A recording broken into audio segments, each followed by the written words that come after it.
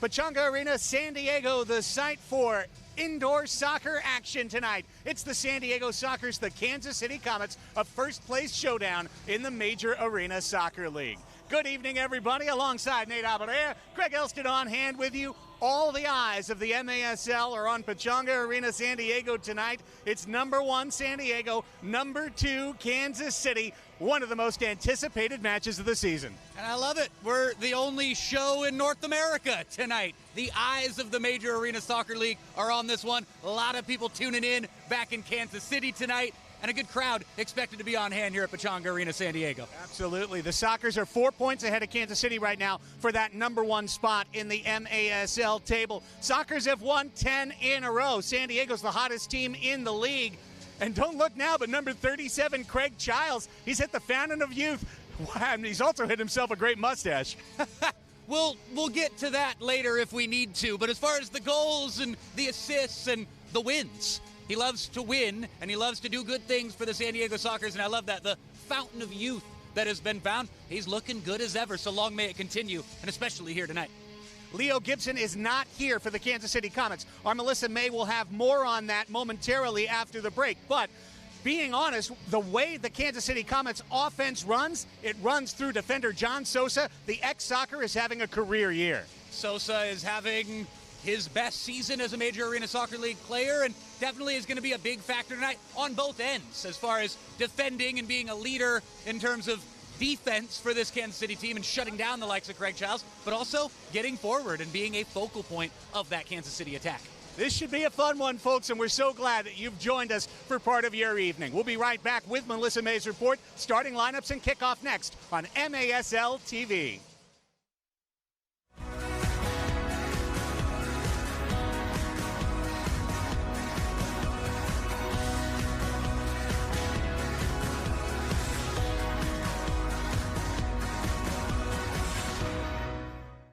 Here at Front Wave, our members are built different. They don't just talk of success. They roll up their sleeves and get it done. And with serious value on banking, lending, saving, planning, Front Wave is right there with you. So dream big. We got you.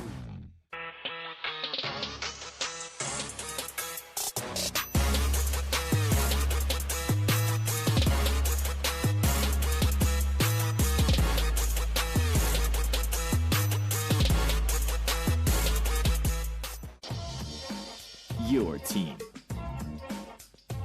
The perfect fit. The game ball. Are you ready? Soccer Loco, next level performance.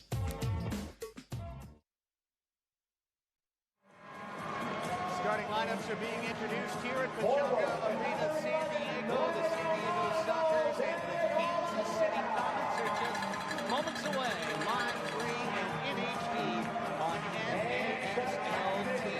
While we have a moment, we check the MASL standings for you. You see that in the MASL West, the Sockers on top of the table, 13 regulation versus 1 overtime on 36 standing points, 14 points ahead of Ontario, 20 points, ahead of Chihuahua, which is in 3rd place. Kansas City at 10-2-1, 32 points. And right there you see the top 4 overall in the standings.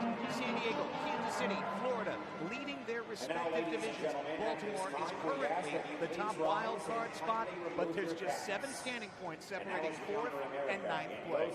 Let's go down to the floor now and the presentation of tonight's national anthem. This evening, and Chloe Liddell in the singing of tonight's national anthem.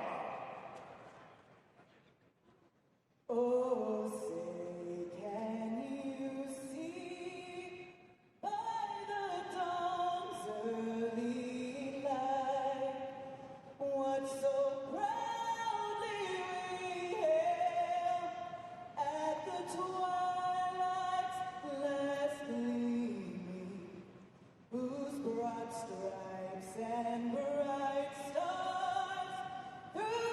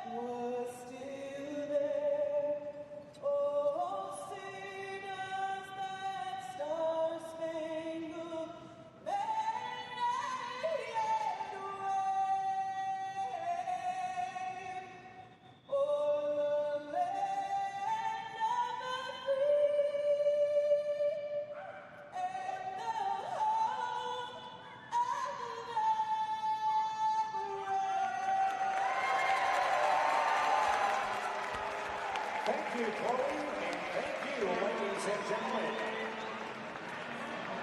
And just like that, we are moments away from kickoff. It's the only match in the Major Arena Soccer League this evening. The San Diego Sockers, the Kansas City Comets, absolutely perfect to put this game on the national stage and let it stand alone as the top two records in the MASL go head-to-head. Craig Elston and Aurea with you up in the booth.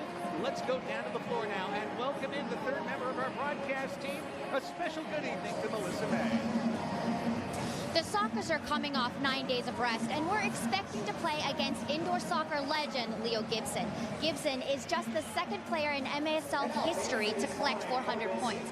Gibson is also the player, captain, and coach for the Kansas City Comets, and decided at the last minute to not make the trip out west, as he and his wife LaShawn are expecting their third child any day now, which means Rion Marquez and their newly signed forward Felipe Abreu will have to pick up the slack on offense, and Stefan Stokic will be the big boss on the Comets bench tonight.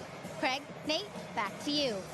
Thank you so much, Melissa. We'll be checking back in with Melissa May for halftime and post-match interviews as well. And from up here in the booth, we want to pass along our best wishes and best thoughts to Leo Gibson and his wife, LaShawn, and hopefully no complications, no problems. A third child on the way. We are thrilled for the Gibson family. The only bummer is for the MASL family. I think everyone was looking forward to that great child, Leo Gibson, out, classic captain matchup. I always talk about the comic book of the league. That had a Clash of the Giants type of appeal to it. I am a little bit let down. However, there are plenty of other things to be excited about when it comes to this game. And what's in store tonight? I love the league-wide focus on this game. It is quite literally the only show in the league is watching. The officials for today's match brought to you by Capelli. Capelli is the official uniform sponsor of the MASL game officials. Today's officials on the floor, Shane Butler and Daniel Radford. Samantha Martinez is the assistant referee. Our fourth official in the booth is Arnold Baldo. There you see the venerable Shane Butler, one of the veteran top officials in this sport. The San Diego Sockers are in their home blue kits as you take a look at Lou Meisner getting the start, his fifth start of the year for Kansas City. The Kansas City native, 30 years old, and a product of the open tryout camp of the Kansas City Comets a couple of years ago. He has seen limited action his first 2 years, but now with Nicolau Neto still in recovery, and there you see Neto, one of the best keepers in the entire MASL. He's been out the last few weeks. Looks like he wants to be out there, Craig. You can tell. see it. He's gearing up like he's gonna play. It is a shame that we don't see Neto in net, but for Lou Meisner coming in with his fifth start, 2-1-1, a 557 goals against, and a 627 saves percentage, dressed in black and guarding the western net to our right as we look down from the top row of Pechanga Arena, San Diego's north side. It's Boris Pardo making his 12th start of the year. He is 10-0-1. His 10 wins lead the MASL. His 4.63 goals against average is third in the league. His 713 saves percentage is fourth in the league. Pardo is hot. Sockers will run right to left. The Kansas City Comets dressed all in red, trimmed in white. They'll go left to right. The whistle is sounded from Shane Butler. The first of 4 15-minute quarters underway. Here we go. The Sockers, the Comets, sit back and enjoy on MASL TV tonight. Guerrero Pino, former Kansas City Comet, came over here in 2018 to Tavoy Morgan, who was shut out last match. Morgan draws the double team quickly, tries to get out of it, chips one, but Meisner is there to I've catch seldom the seen a cleaner uniform matchup than this one right here. Red against blue. Feel like we're getting ready for the League Cup final between Liverpool and Chelsea on Sunday. Yeah, blood versus water out there right now. It's great. Here's John Sosa having an incredible year, the Colombian, to Ramon Palmer. Palmer, one of the veterans of this group. 6th season in Kansas City. Back out to Sosa, who is a part of the last core team of Kansas City. They've gone younger, they've rebuilt, and once again challenging for the top of the league. Palmer guarded by Cerda. Now here's the big man, Rion Marquez, the Brasileño. Pino in the corner. Pino knocked down, foul on Palmer, wearing the captain's armband for Kansas City this evening. Charlie Gonzalez, Juan Carlos Charlie Gonzalez, 8 points in his last 2 games. Over to the Tijuanense, Juan Manuel Rojo, and what an addition he's been to this Sockers team. San Diego's leading scorer now on the ball, number 19, Brandon Escoto. Felipe Gonzalez missed the last couple games with hamstring trouble. Escoto taking the measure of the man there. Back to Gonzalez under pressure from Nick McDonald. It's now Mitchell Cardenas. And Ray Lee, the veteran left footer, gets it loose. In his first game for Kansas City, Felipe Abreu draws the foul in front of the Comets bench. First couple minutes, just working their way off the clock here. Early action. Got a great crowd here on the north side already seated, and on the south side, a lot of the kids who are in the Parade of Champions are finding their way to their seats right now. Should have a nice crowd, including some supporter energy coming up behind that western net. Ball loose, whistle, and the foul goes against San Diego. We're going to see a very good set-piece opportunity for the Comets right now, and that's going to mean John Sosa hustling back out on the floor. Number 19 is the maestro when it comes to set pieces. And the foul was committed there by another number 19, former Brandon Escoto. The quick shot off the wall, going to the head of Marquez. He claps his hands in frustration. It was the right idea, but couldn't get any pace on the ball. Pardo lofts a curveball out to Cardenas. And the Sockers back in possession. 2 minutes and 18 seconds off the clock. There's Luis Pee-wee Ortega. Pee-wee looking for Tavoy Morgan. Meisner punches in. He was in danger of a handball right there. Knew he was at the edge of his crease. Marquez over the low wall looking for Adam James. And back to San Diego. First of two matches this weekend here at Pechanga Arena, San Diego. On Sunday evening, another highly anticipated matchup from the Central Division, the Milwaukee Wave in town. Here's Leonardo de Oliveira. What a ball. Through two men to Morgan. Morgan finds the trailer. It's Pino driving the back post. Loose for a moment. Kicked out of there. Pino's got it back on his foot to Leo. Handles a bouncing ball. Quick little dead leg move. And there is the whistle and the card. That was a slide tackle with the ball away. Adam James is going to the sin bin, and the Sockers are going up on that. It was just late. Just late. Plain and simple. You see on the replay here, Leo fighting through the contact and just puts the body out and trips up Leo. Blue card, and the team in all blue from head to toe. Apart from those white socks, I guess. The first big opportunity of this game on the power play. And San Diego's man advantage leads the MASL. This power play will count down either to 10:05 remaining in the first quarter or to a Sockers goal that could unlock the scoring. Childs wants to do it, shoots it high off the Sockers script logo.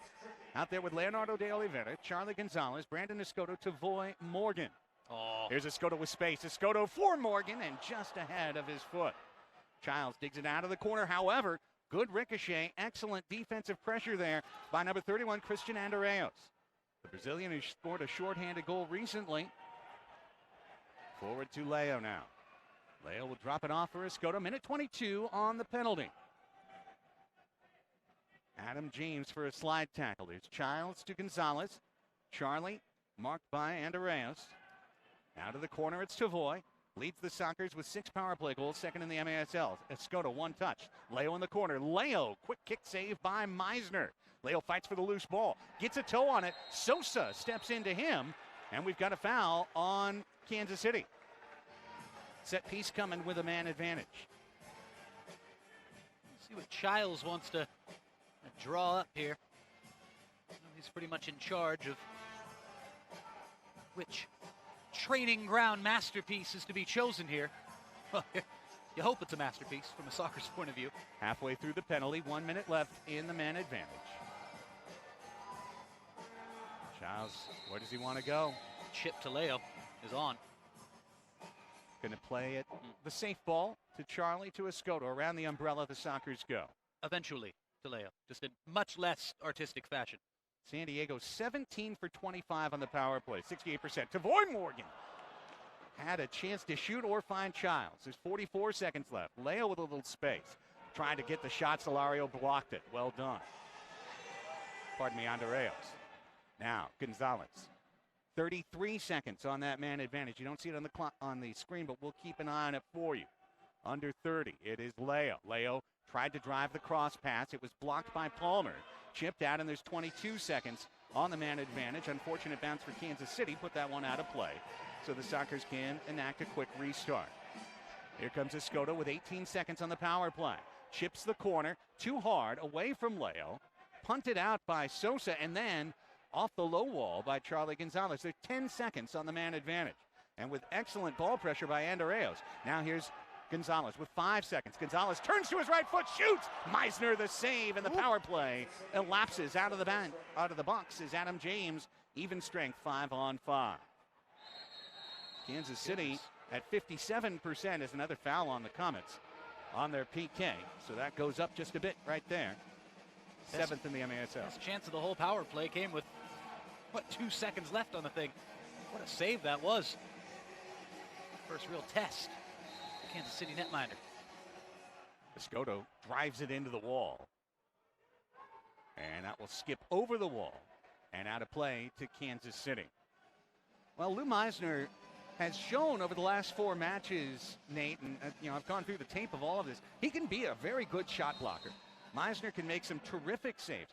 Where Lou Meisner's gotten into trouble so far in his understudy campaign here for Neto has been with the ball at his feet. Here's Lucas Souza, and on a deflection, Lucas Souza sneaks one in to put Kansas City on top, 1-0.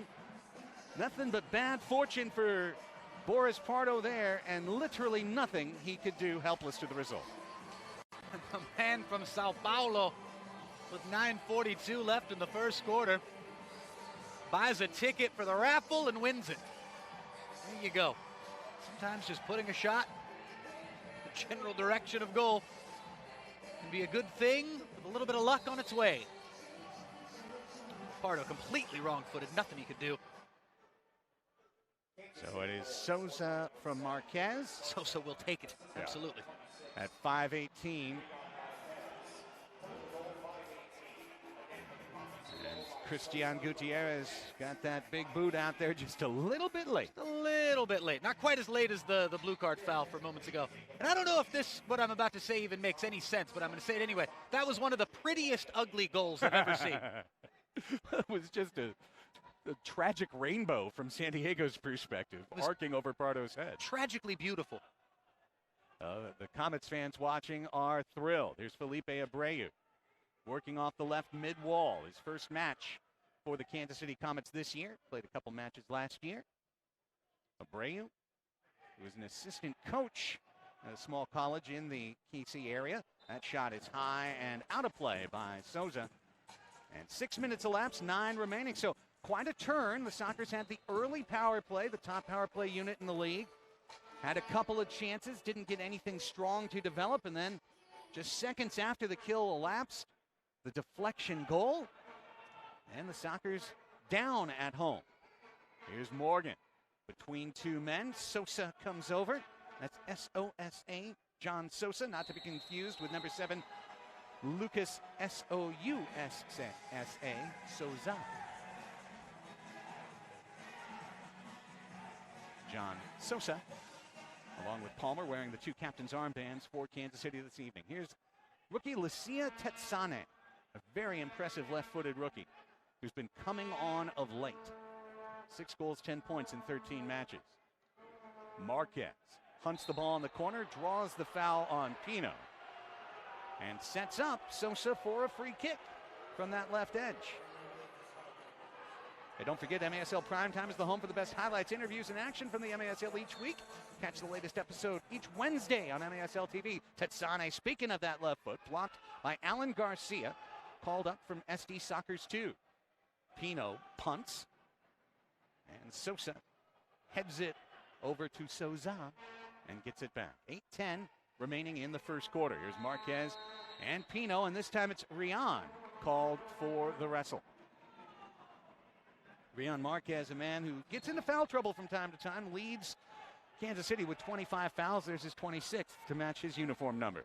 Boris Pardo bombs it into the corner. Sosa intercepts. Cesar Cerda up in the air, and this one headed out of play, top of the arc, against Kansas City, a defensive clearance. Nicolau Neto, who is the top cheerleader and demonstrator on the KC bench, didn't like the call, but here comes the set piece for San Diego. see that power play crew out there. First, Shane Butler wants to talk it over with Daniel Radford for a moment. Sosa shrugging. I think they're going to go over to the fourth officials box here, Nate, and see if they can get some confirmation that that ball was kicked or headed directly out of play. Well, it appears that they're going to use this as a media timeout as well. So yes. let's take it. Let's go ahead. Let's take the first break, and we'll figure out what they knock their heads together, come up with a rock garden after this on MASL TV. All right, yeah, thanks, for sure, I'll be there. Hey, wait, hold on. I'm running by the field right now. You're never gonna guess. Dude, Medina's here. I think he's training for a comeback to the Sockers. What are you talking about? Medina? He retired 2 years ago. He's too old, bro. Oh, dude. You're right, bro. He's too old. Okay, so that barbecue, yeah. Don't wait for the ring. Call your Cairo today. Dr. Corey's office, how can we help you? I got this. Let's get him in. Okay, sounds good, Mr. Medina. We'll see you shortly. Save big on a great evening out for a group of 20 or more and experience the electric atmosphere of a Sockers match day in a whole new way. Create lifelong memories by attending a home match with your friends, company, co-workers, or your sports team. Bring the kids for a birthday party and receive special treats and experiences. Let's see, including maybe a set-piece goal. Craig Childs rolls it to Escoto, looking for Morgan in the crease, put back in by Leo, and then miskicked by Charlie Gonzalez. Second attempt, and all unmarked on the back post was Childs, but the ball was knocked down by Kansas City along the way. Play still live. Tavoy Morgan comes up with some pressure and a turnover. 7:35 left in the first quarter. 1-0 our score. Escoto digging out to the red line, trying to make a move, and he got his pocket picked by Christian Andreas. Not that easy, Juras. The 26-year-old out of Brazil, Andreas. Very strong defensive player for this team. And the Comets feeling strong, gaining confidence with that 1-0 lead. Ray Lee sends it back. Nacho Flores got a touch on his way to the bench. He's going to come off for Palmer. Now Marquez. Marquez turning to the foot. He's got the shot. Saved by Pardo. had to go low. And meanwhile, whistle behind the play. Sosa down, clutching his face. I'm not sure what happened with Sosa. Well, the foul's going to be on San Diego, and it's going to set up essentially a top arc. Sosa is going to be the one to take this shot after he checks his nose. All right, so here's a chance for Kansas City to double that lead in a hurry. Sockers with an awkward looking wall set up right now. Sosa will cut it. The shot! Great save, Pardo!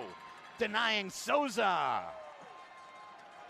Pardo put to the test the last 2 minutes. Oh. Marquez with a lovely mag pass on the back heel. But Leonardo de Oliveira was there to take it away. Could not spring the counter to Christian Gutierrez. High pressure shown by San Diego. Broken immediately by Lee. Abreu into the corner. Pardo has to come out. Look out. Now it's Palmer. Palmer had the room. Kick save. Pardo got the leg out in the nick of time. And Boris Pardo, the only reason why it's not 2-0. Nick McDonald now. Arifi, quick turning try. Abreu missed wide, and the ball squirted away from Pardo's grasp. But now here's Felipe Gonzalez. Felipe spotted Leonardo de Oliveira. Sent the ball ahead. Leo's got a step. Leo into the corner. Leo gets pushed into that corner. Pushed off. No whistle, no foul, no blood, no ambulance. Play on. Tavoy Morgan. Stutter stepping. Gets away and no whistle again as Abreu went down like a sack of laundry. Here's Felipe Gonzalez. 5:42 on the running clock, first quarter. A deflected goal by Lucas Souza off the foot of a San Diego defender made it 1-0. Escoto trying to find Morgan. Morgan stepped out to take that pass. He's being bracketed on every touch. Sockers will have room and open men as that strategy continues. It'll be up to Morgan to move the ball fast. Wearing the captain's armband, number 29, Cesar Cerda. We say a special hello to his mom, Rosie Herrera, watching down in Saltillo. Here's Cerda to his left foot. Cerda crosses. Morgan! Crossbar! Tavoy Morgan nails the crossbar. And that's the only reason why it's 1-0. However, it looks like defensive clearance on Kansas City. Big break for San Diego here. But a second bite at the cherry. Did not see that clearance, but we talked about how Lou Meisner's had some issues with ball control at the foot. Let's see if the Sockers can take advantage here. It's Childs. Stutter step fake, back heel shot. Gonzalez, now Morgan. Could not get that ball down. So, hola a la mamá de César, Rosy Herrera. Bienvenidos a nuestra transmisión. Under 5 to go in the first. 1-0 KC. Sockers not showing that finishing sharpness yet. You know, this is the second longest interval between matches this year, Nate. 9 days off for the Sockers. Escoto pushing in, trying to get the steal off of Kansas City's Mirko Sandovari. Now Gutierrez has it.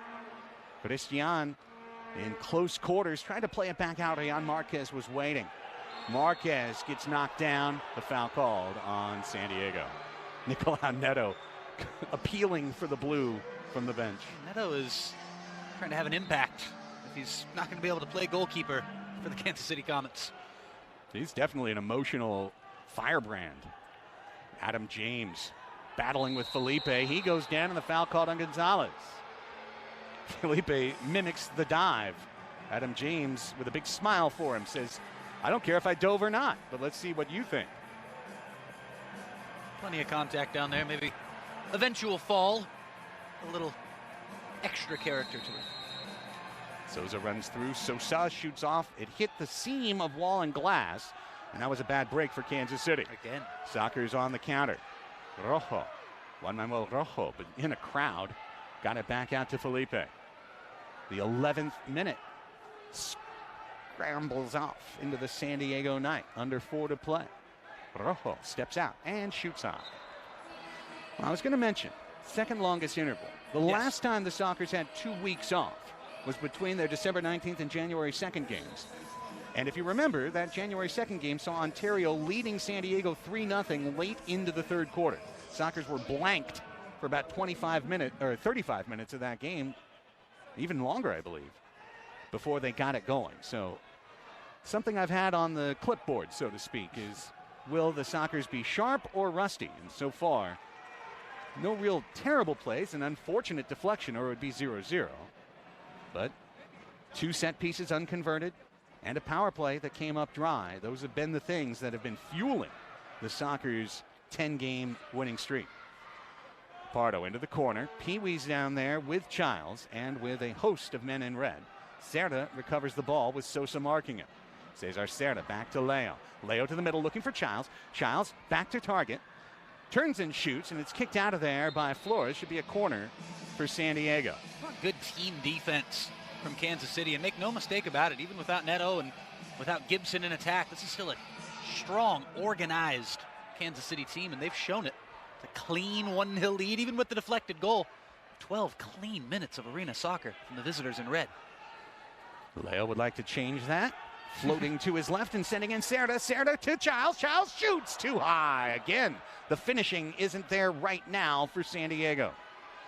Leo back to Cardenas. That's the kind of shot you'd call that a 40-50%er for Craig Childs usually. Now Leo in the corner. Leo looking, punched Meisner, still loose, headed McDonald, and then kicked out of harm's way by Kansas City. And Reyes back on, McDonald off. Cerda with a nifty little ball fake over to Leo, the master of the ball fakes. Leo threads the needle. Childs, extra touch, shoots, punched away. Meisner trying to refeed Cerda. There was Childs. Leo's going to find the ball. Sole of his foot settles it. Andreas blocked it wide. Flores chips it out. Cardenas was there. To Leo. Mitchell Cardenas plays defender for the San Diego Sockers. He led the NCAAs in assists as a midfielder in college. Oh, off the crossbar. Nearly a golden chip from midfield. And again, Pardo helpless to see the pelota fall. And by what? 2 inches? Avoiding a second goal. Minute 40 in a somewhat discombobulated first quarter. Rojo now. Rojo, corner, Escoto. Tetzani. Oh, Escoto put it into the middle, but into red feet instead of blue. Boris wasn't even that far off his line. That was audacious, and he almost pulled it off. Remarkable. We talked about Tetzani as a number 9 out there for Kansas City, a player to watch tonight. Man. Team now. Kind of want to see him on the ball again. Yeah. Well, what's he going to do next? You'll get a chance. You'll have a chance. Here's Rojo. Andreos came in on the pressure. Lee is able to come over, loft the ball, nudged by, now nice touch by Morgan. Escoto stepping through a man. Brandon Escoto, wall pass, Charlie, turning sharp angle, double block there. Palmer and Marquez were both on the spot. 15th minute is working. Escoto steps in, gets another steal. Tried to roll it back out, and they will call Escoto for the foul there. Brandon was trying to get that toe out almost in slow motion.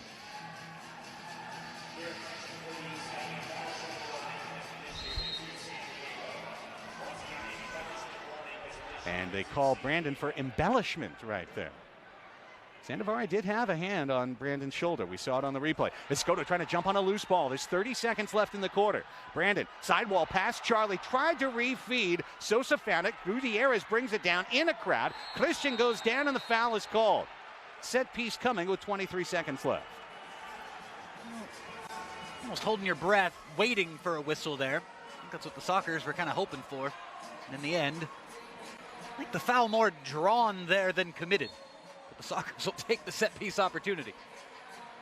Giles leans into it, hits the joint of post and crossbar. Leo sends a dribbler back in. Adam James knocks it around. Meisner pulls it out of the sky, rips out a distribution, and it's Pardo v. Sosa. Yikes. Giles there in the middle to rescue the ball. 5 seconds. Very nervy first quarter, and it's going to see Kansas City with a 1-0 lead as this ball headed by Morgan, but just after the horn sounded. So San Diego dry on a power play and 3 set pieces, while Lucas Souza sees a fortunate bounce go his way. 15 minutes complete, 3 quarters of action yet to come from America's finest city. It's the Comets 1, the Sockers 0. And this is your MASL Friday night on MASL TV.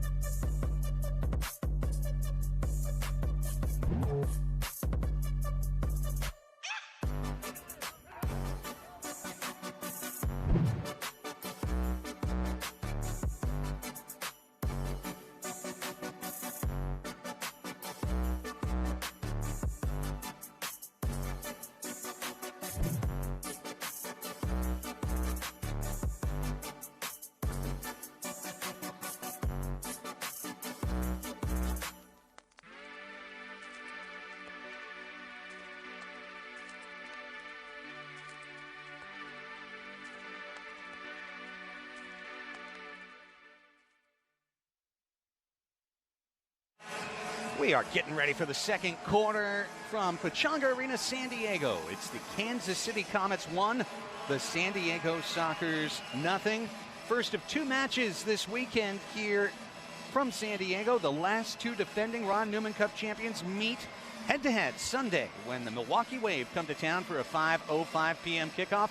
These 2 franchises have combined for 22 championship trophies. The Wave featuring MASL leading goal and point man Ian Bennett, veteran defender Marcio Leite, and more. And all fans in attendance receive a pair of Thunder Sticks to help bring home a win for the Sockers. Get your tickets at sdsockers.com or call 866-799-GOAL. I'll further note we're doing a fan fest out in the parking lot from 3 to 5, so come by, get your food on, get your drink on. enjoy some music, enjoy some fun, and then come on in for what should be a great one, Sockers and Wave. This one's been good so far. 1-0 Kansas City. Let's see if San Diego can turn up the heat in the second quarter as we switch sides. Instead, it's McDonald with the first chance, and that was deflected out of play, and it'll be a corner kick for Kansas City just 9 seconds into the quarter. Comets now running right to left across your screens, and the Sockers left to right. Sosa now out, the shot, kick save, Pardo denying Tetsane his 7th goal of the year. And this one headed inadvertently. Well, Sosa was trying to keep it in play, but instead he shot it into the party on the pitch. 7-6 the first quarter shots in favor of the home club, but really San Diego just not strong on the finish in the first quarter. Craig Childs had a couple chances, Morgan a couple chances, everything just about, as J.K. Simmons would say in Whiplash, not my tempo. Now here's Gonzalez, nice settle. It's Leo. Leo tried for the toe poke, and Meisner was up to the task. Felipe again trying to pressure and get a quick steal out of the back end. Souza sent it forward blind. Mitchell Cardenas just had to wait for that one to come down. The extra hop benefited Kansas City. Marquez comes away with it. Rion Marquez on attack. Sent it to McDonald looking for the give and go. No path there. Back to Souza. Step over and shot headed by Rojo. Blocked shot for Juan Manuel Rojo. Childs pushing forward. Here comes the big fella. Craig Childs lines up the left foot. Comes back to the right. And Meisner. Goalkeeping has been solid for Kansas City. Tell you what, Lou Meisner. Johnny on the spot with some big time blocks early on. Good save there. Childs. Into the middle, looking for Morgan, still loose. It's in there.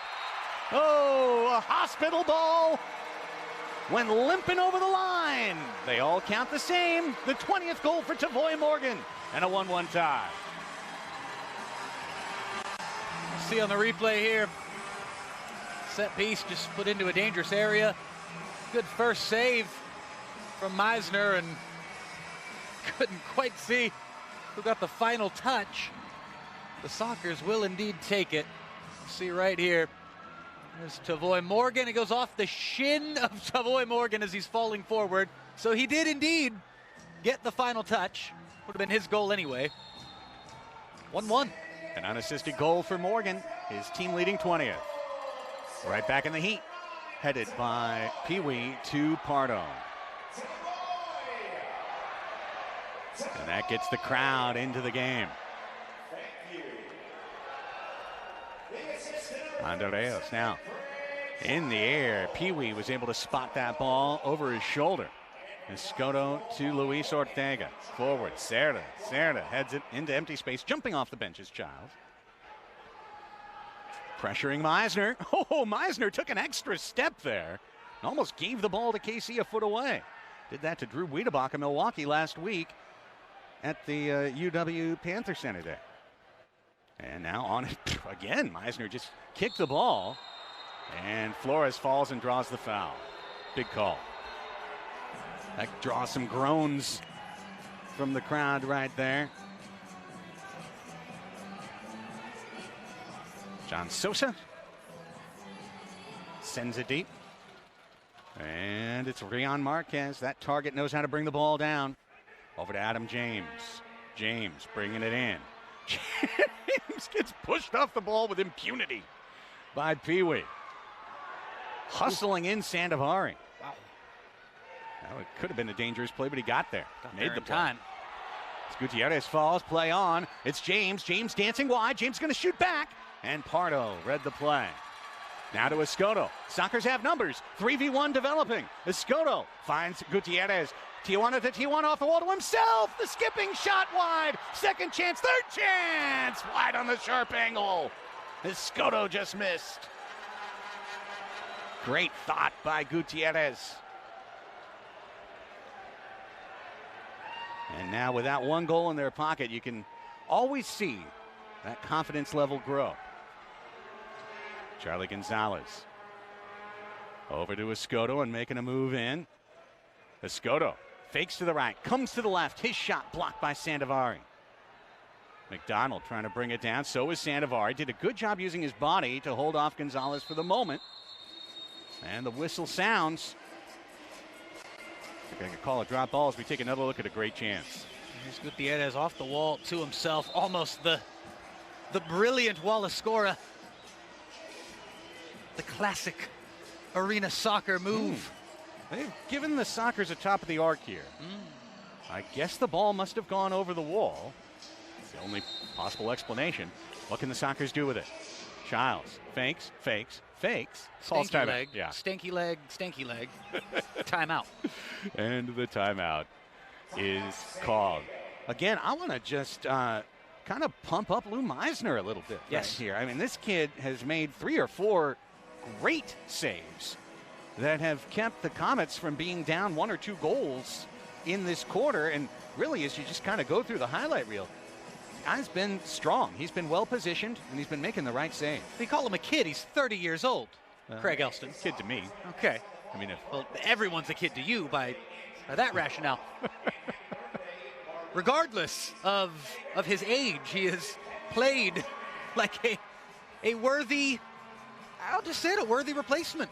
Obviously, Neto is a very well-respected goalkeeper, and I don't think his job is at all in doubt. I don't think there's any situation like that. But while that number 1 is sidelined, to have a guy playing like this, you can't ask for much more from your quote-unquote backup, your second option, call it what you will. He's playing like a first stringer out there. Sockers Overtime is the weekly podcast covering the San Diego Sockers and the MASL, now airing live Tuesdays 5 p.m. on Twitch. Join myself and Jerry Jimenez for the latest game recaps, previews, MASL news and interviews. You can watch the show live on Twitch, catch the replay on our YouTube channel, or listen to the audio on the podcast. Presented by 3 Punk Ales in Chula Vista. Subscribe to Sockers Overtime in your phone's podcast app. Do it now. Charlie Gonzalez, Craig Childs cuts it low. It's Morgan into the middle and behind the back of Leonardo de Oliveira. Escoto tries to keep the play alive. Andreos brings him down, and the whistle against Christian Andreos. And Escoto slow to get up. Escoto just cracked into the boards there. It's tough to see. He's out of the shot right there, and then the contact at the end took him to the floor.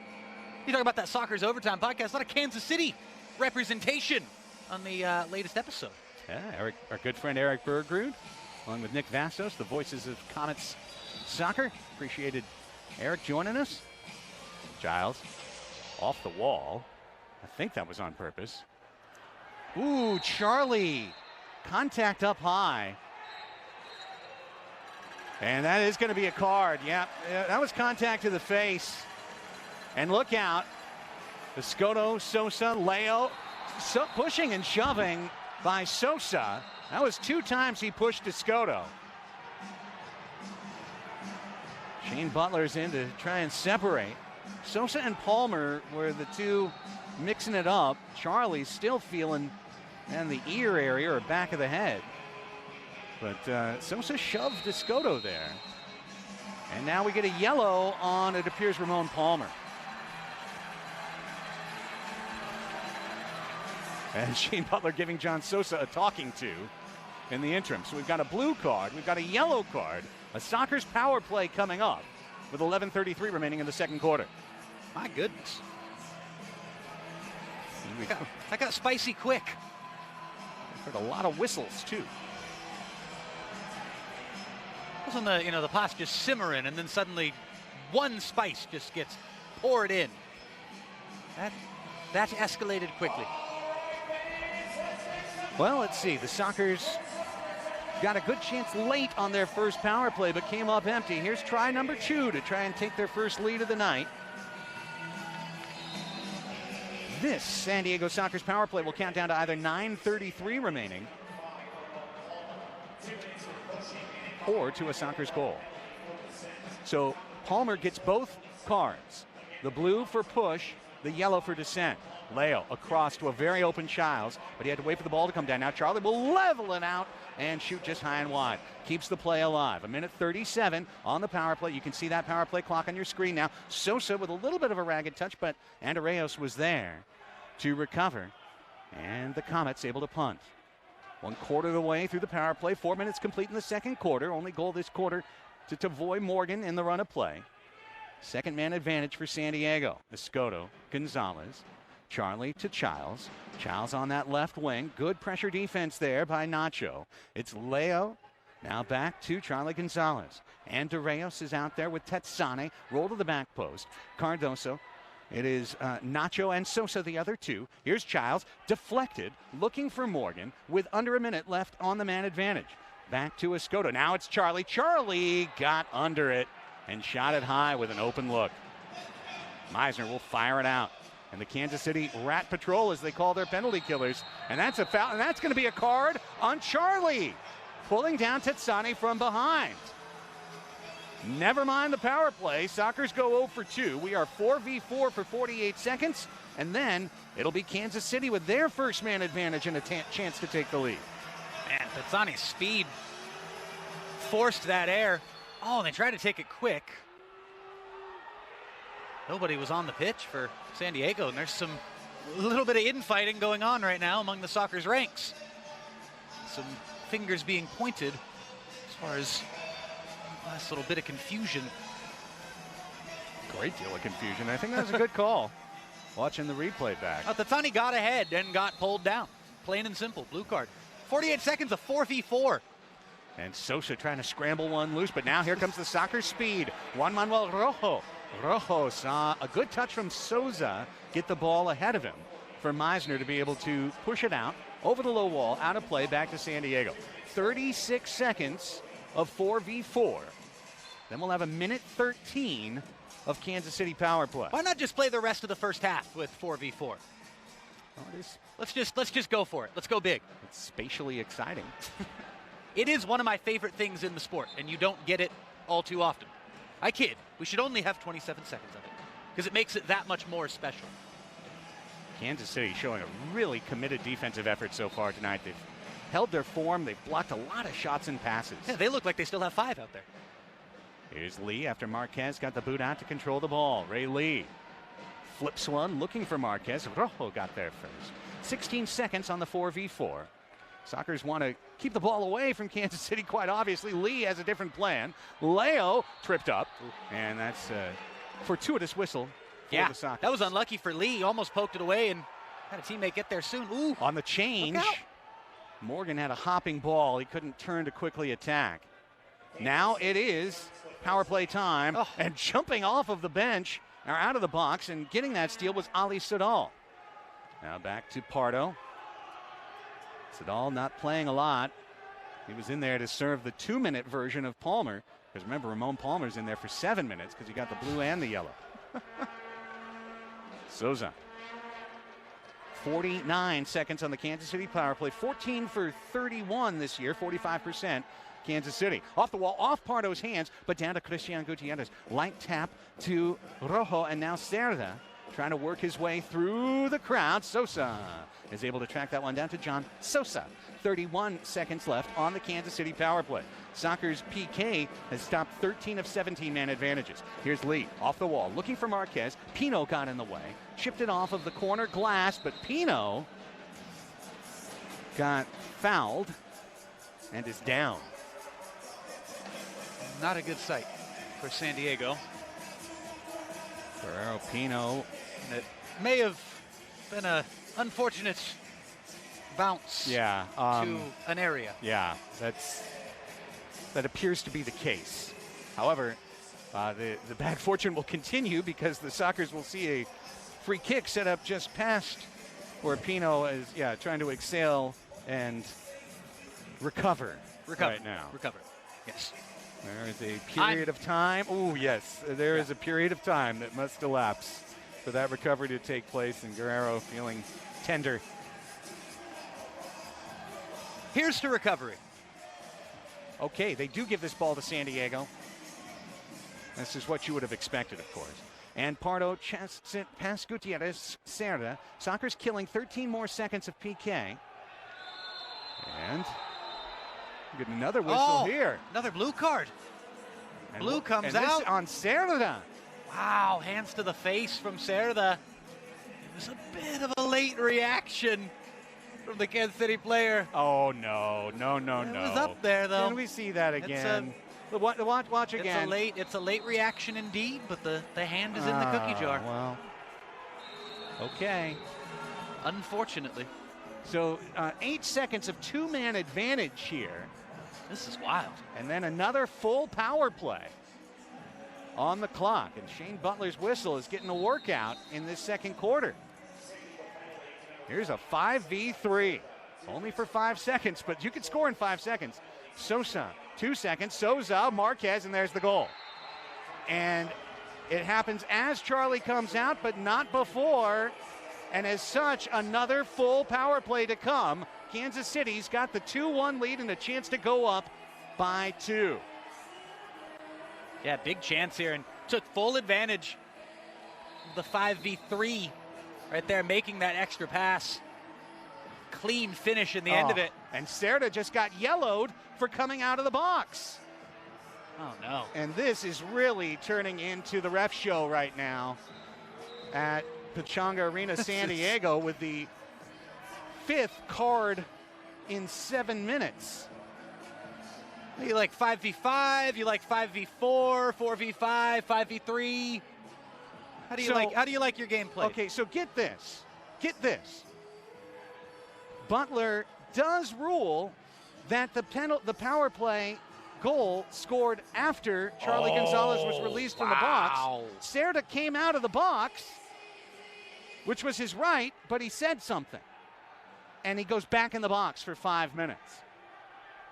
Just a horrible and quite unfortunate run of events. Well, fortunate, though, you could say for the Sockers in a strange sense, but still fortunate that goal, I thought it was scored, even if just a fraction of a second. I thought they got that 5v3.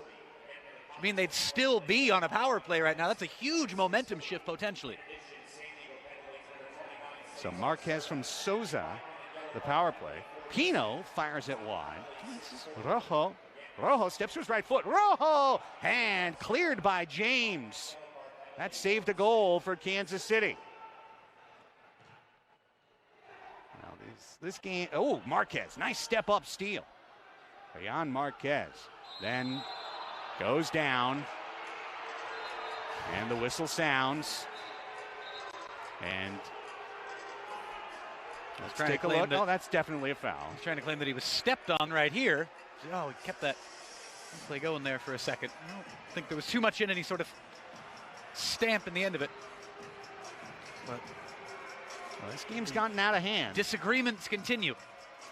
Marquez stays down for the moment. And quite honestly, I think most of these, the fans can disagree. Our friend Gabe down there can disagree, but I don't think these calls have been wrong. And I didn't really appreciate that sign, to be honest with you. I don't. No. I think the officials have been, they're obviously they have a heavy whistle tonight, but every one of these fouls we've been able to watch back, and maybe the Lee Cerda one was slightly questionable, but everything else is pretty plain as day. And really, it's a matter of who can get their mind right now. 2-1 Kansas City. The Comets have retaken momentum. Here's Abreu. The Brazilian Felipe Abreu fired a rocket but wide. And the ball managed to go through a lot of different people before it was played by John Sosa. Back to Meisner, who's having a great half with 6 saves early. Now trying to cut the ball, Felipe Abreu sent it back to a capable man in Sosa. Now Nacho into the corner looking for Abreu. Abreu off the wall. Pino read that play perfectly. And then Pino read the backheel pass as well. Escoto flips it out to his mate Gutierrez, but it went over the low wall and into the PA booth. Out of play. 6:31 to go, second quarter. Too quick a restart in the estimation of Shane Butler. He says, bring it on back now, you hear.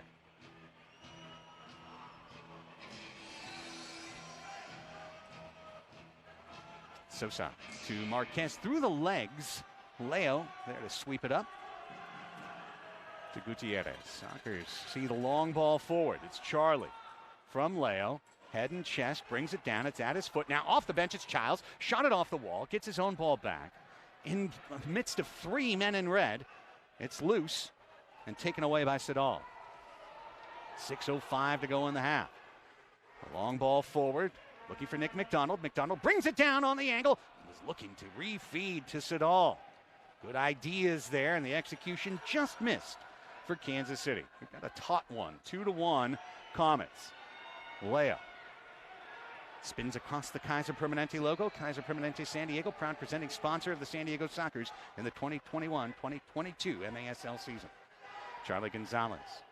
Now Tavoy, who has the Sockers' only goal. And it was a scramble goal. Sockers have not had anything clean yet tonight. Here's Leo. Tavoy trying to change that. Back to Leo, and the ball, like one of my errant putts, just wide of the hole by about 1 step's width. From the corner, Garcia over to Charlie. Now Tavoy, chests it down. Tavoy, quick shot, rebound deflected. And Chiquis thought it was a goal, and Meisner said, no, sir, I'm right here. Tavoy pushes in and pushes and gets a foul. Alan Garcia, who's been a star for Sockers too, Nate. Last weekend down in RGV, scored a game-tying 6th attacker goal with 8 seconds left. Sockers went on to win in overtime. That's how you earn yourself multiple call-ups to the big club. Under 5 minutes now to play in the second quarter. 25 minutes complete in this 60-minute affair. Cardenas over to Garcia. Alan Garcia, Tijuana, 22 years old. They call him Chiquis. This one deflects, headed Sosa, and Arreos has space to control. Brings it back to Sosa to lead. Giles showed some furtive pressure there, but the ball's forward. It's Lucas Souza. Souza, dangerous, over the shot, and the save. Pardo saw it spill away. Cardenas was able to take it away. Under pressure, the Sockers trying to get out of their back now. Souza, again, 1/2 step from a steal. Zay gets it away, lovely. Finds Felipe. Felipe brings it down. Andreas, no handball? Shane Butler says no. Felipe says, you didn't see it, Shane, I did. Here's Lee. Lovely. Gets his way with 3 men around him. Ray Lee got away. Oh, and then the ball got away from him. Well, no, the ball ended up getting away from Abreu, who failed to make a basic trap after his teammate went on the most gorgeous run through 4 defenders. You know, I don't want to be too hard on Felipe Abreu, yeah, but that was not the way to honor the contribution that Ray Lee had just made seconds prior. That's all I'm saying. Here's Jodas with speed. Oh, boy. Collision in the corner there with Sandovari. This is a funky game. It's been entertaining, but it's got some funk to it. Weird going on. I completely agree. I'm kind of with it. Not going to lie. Friday night, San Diego. Funky end of February. Let's go. This one finds Tavoy. Give and go with Escoto. Jodas leans against the wall. Over to Pee-wee. Pee-wee cracks it. Tetsani kept that foot or hand in just enough to avoid the handball and gets the block. Back to Jodas. Brandon Escoto, the little soul roll, working his way across the middle. Now Pino bangs it, and that tickled the glass and then went out of play. 2:50 left in the second quarter. Coming up on halftime, we'll bring you an excerpt from Soccer's Overtime and from this week's episode, where we were joined by Eric Bergrud of the Kansas City Comets broadcast team to talk about happenings in the MASL and more. Meanwhile, both teams thought that a media timeout had been called, and we're seeing the slow wave of the right hand of Daniel Radford saying, no, get back out here. No timeout for you. They utilized the media timeout. We didn't take it when Rion Marquez was down earlier in the quarter. All right, Lou Meisner.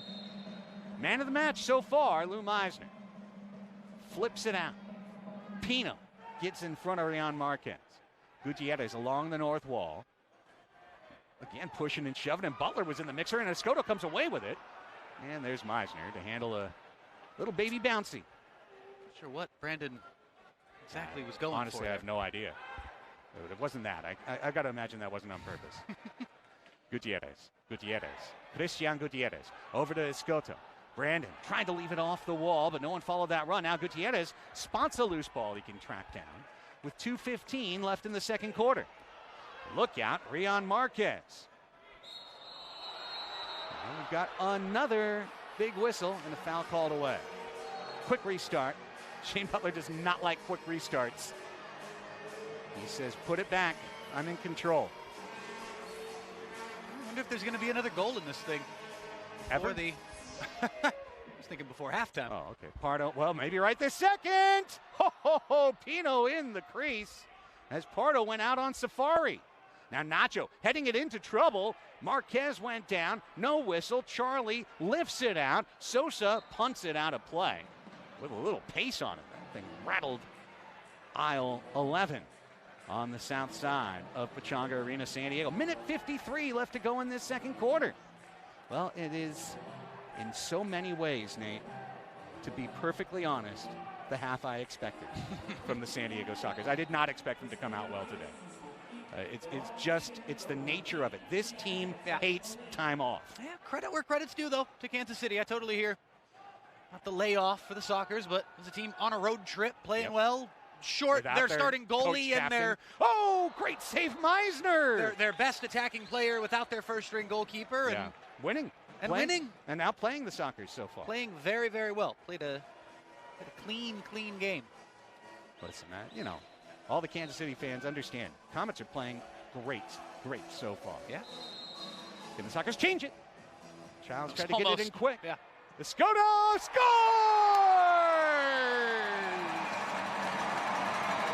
Chernhaas bails them out. And we're tied at 2.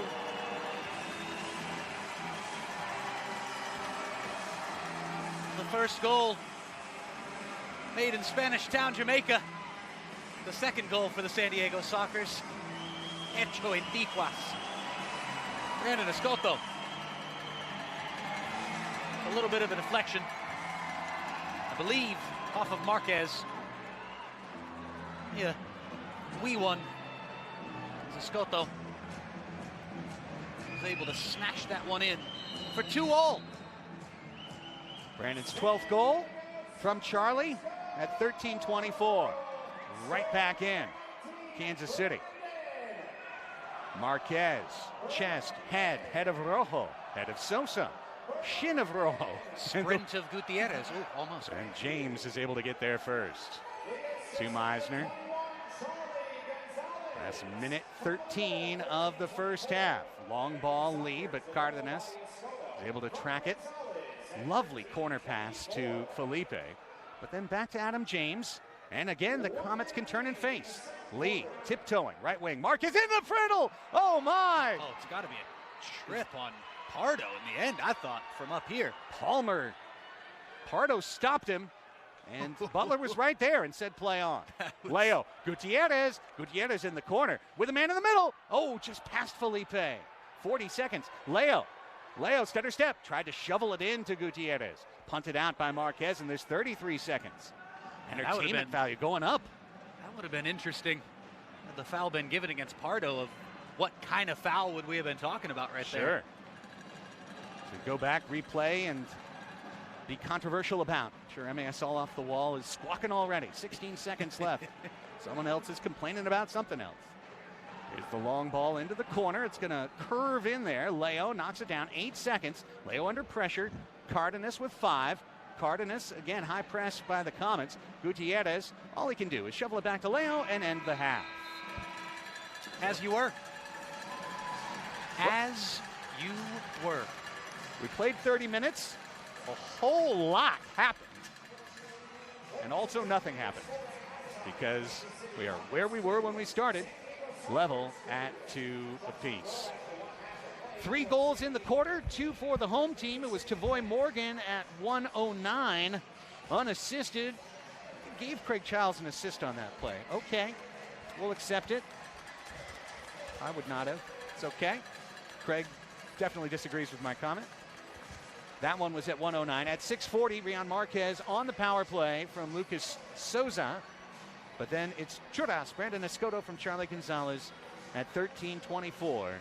And that's where we are, a 2-2 tie. Sockers outshot Kansas City in that second frame, 12-5, and hold a 19-11 shots advantage after 30 minutes of play. Lou Meisner, strong work in net for the visitors in red. Meisner in the first half credited with 8 saves. on 10 shots faced. And the Sockers and Comets are level at 2 apiece. Craig Elston, Nate Abarea, our TVX video crew. Melissa May is waiting down on the floor. Phil Salvaggio is on slow, steady, purposeful approach to join Melissa for our end of half interview. Let's go down to the floor. Coach, having 9 days off and facing a new opponent, what did you focus on in practice? We focused on the weekend and trying to get, we knew it's going to be a great game today. You got two top teams battling it out. Speaking of 2 top teams, how are you going to jumpstart our offense to make sure that we get the W tonight? You know, they got a great defense, so we're just got to keep plugging away, and hopefully the ball bounces our way. And Leo Gibson is having on the way to having his 3rd child. Any words of advice for the father? No, congratulations. I wish you were here, Leo. Thanks, Coach. Back to you. Thank you so much, Melissa May. We do say once again to Leo and LaShawn Gibson, best of luck with the 3rd on the way. We are halfway done here. The Sockers and the Comets tied at 2. And as we get ready, Jill Ellis is about to address the crowd down on the floor. Former U.S. Women's National Team coach, new president of San Diego Wave. We break. You'll hear from Eric Bergrud on Soccer's Overtime next. Highlights in the second half still to come right here on MASL TV.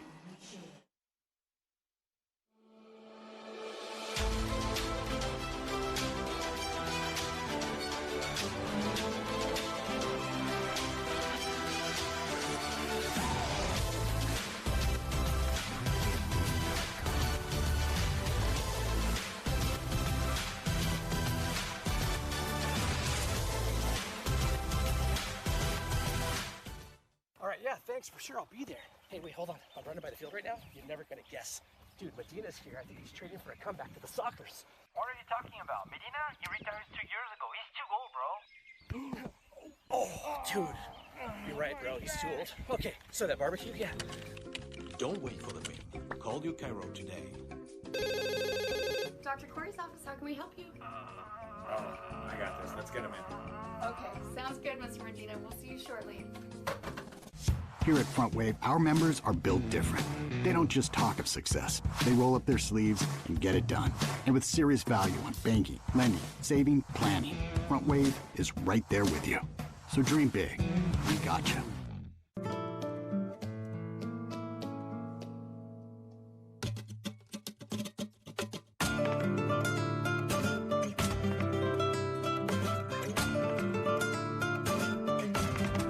Califino Tequila. Treat yourself to the fino things in life.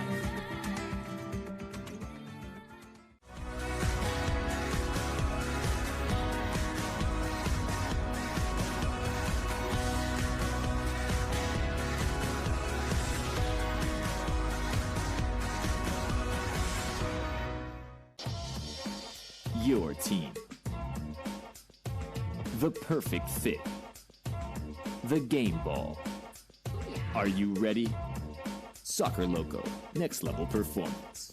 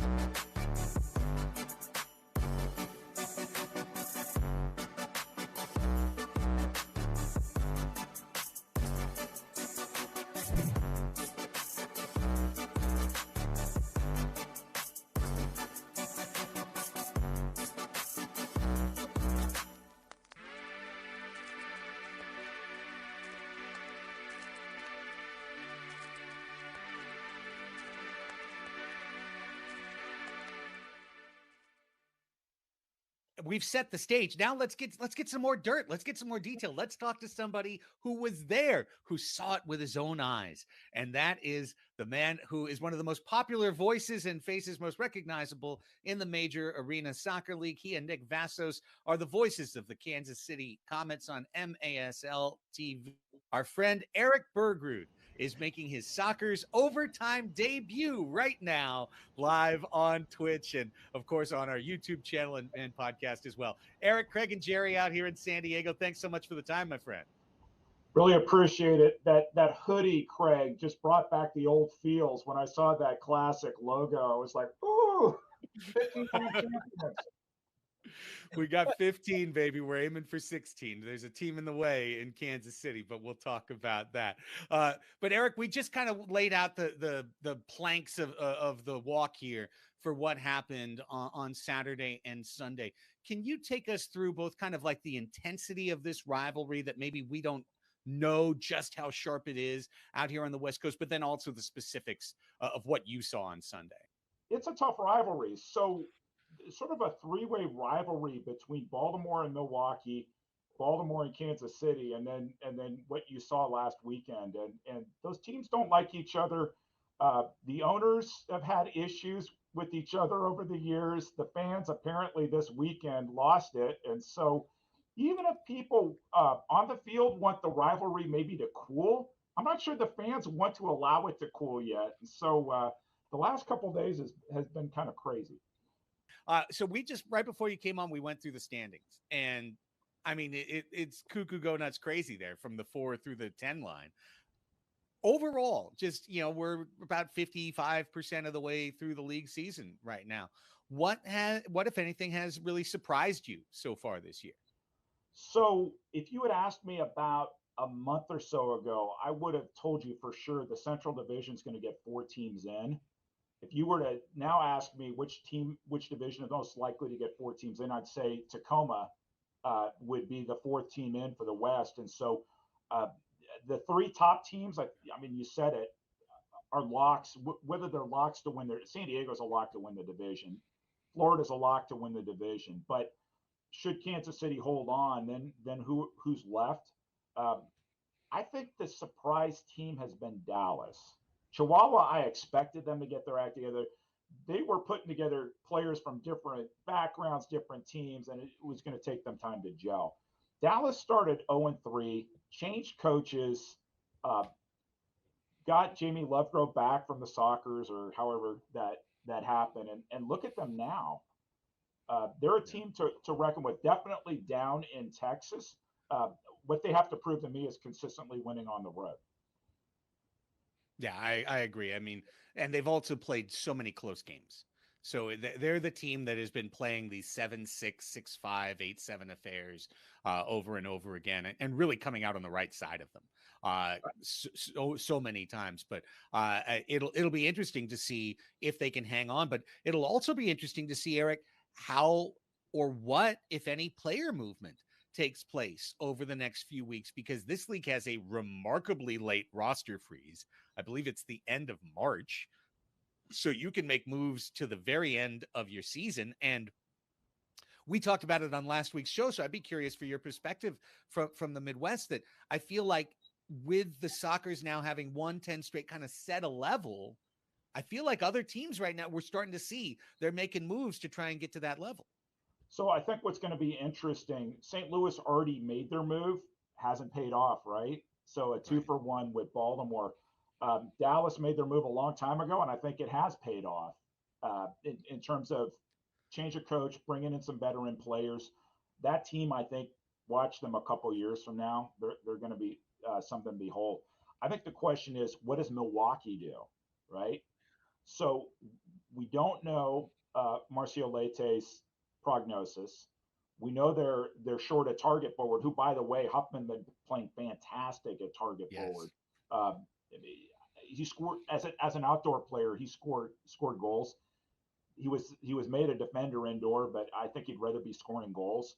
But what do? I mean, this is the team that said that San Diego's Ron Newman Cup was not legitimate because they weren't in it. So they're still the legitimate holders of the Ron Newman Cup. You really think they're gonna just kind of wilder through the season? They're banged up. I just got a note from Ian Bennett, they're coming out there to play you, but it was a tough weekend on them.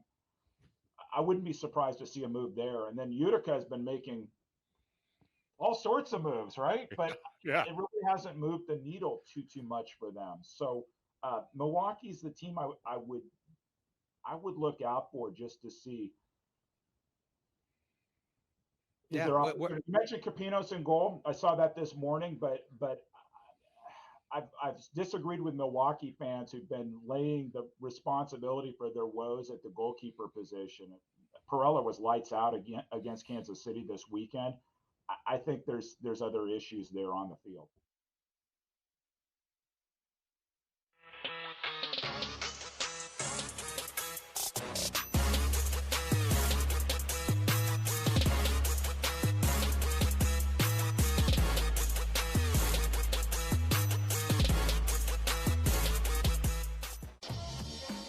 Your team. The perfect fit. The game ball. Are you ready? Soccer Loco, next level performance.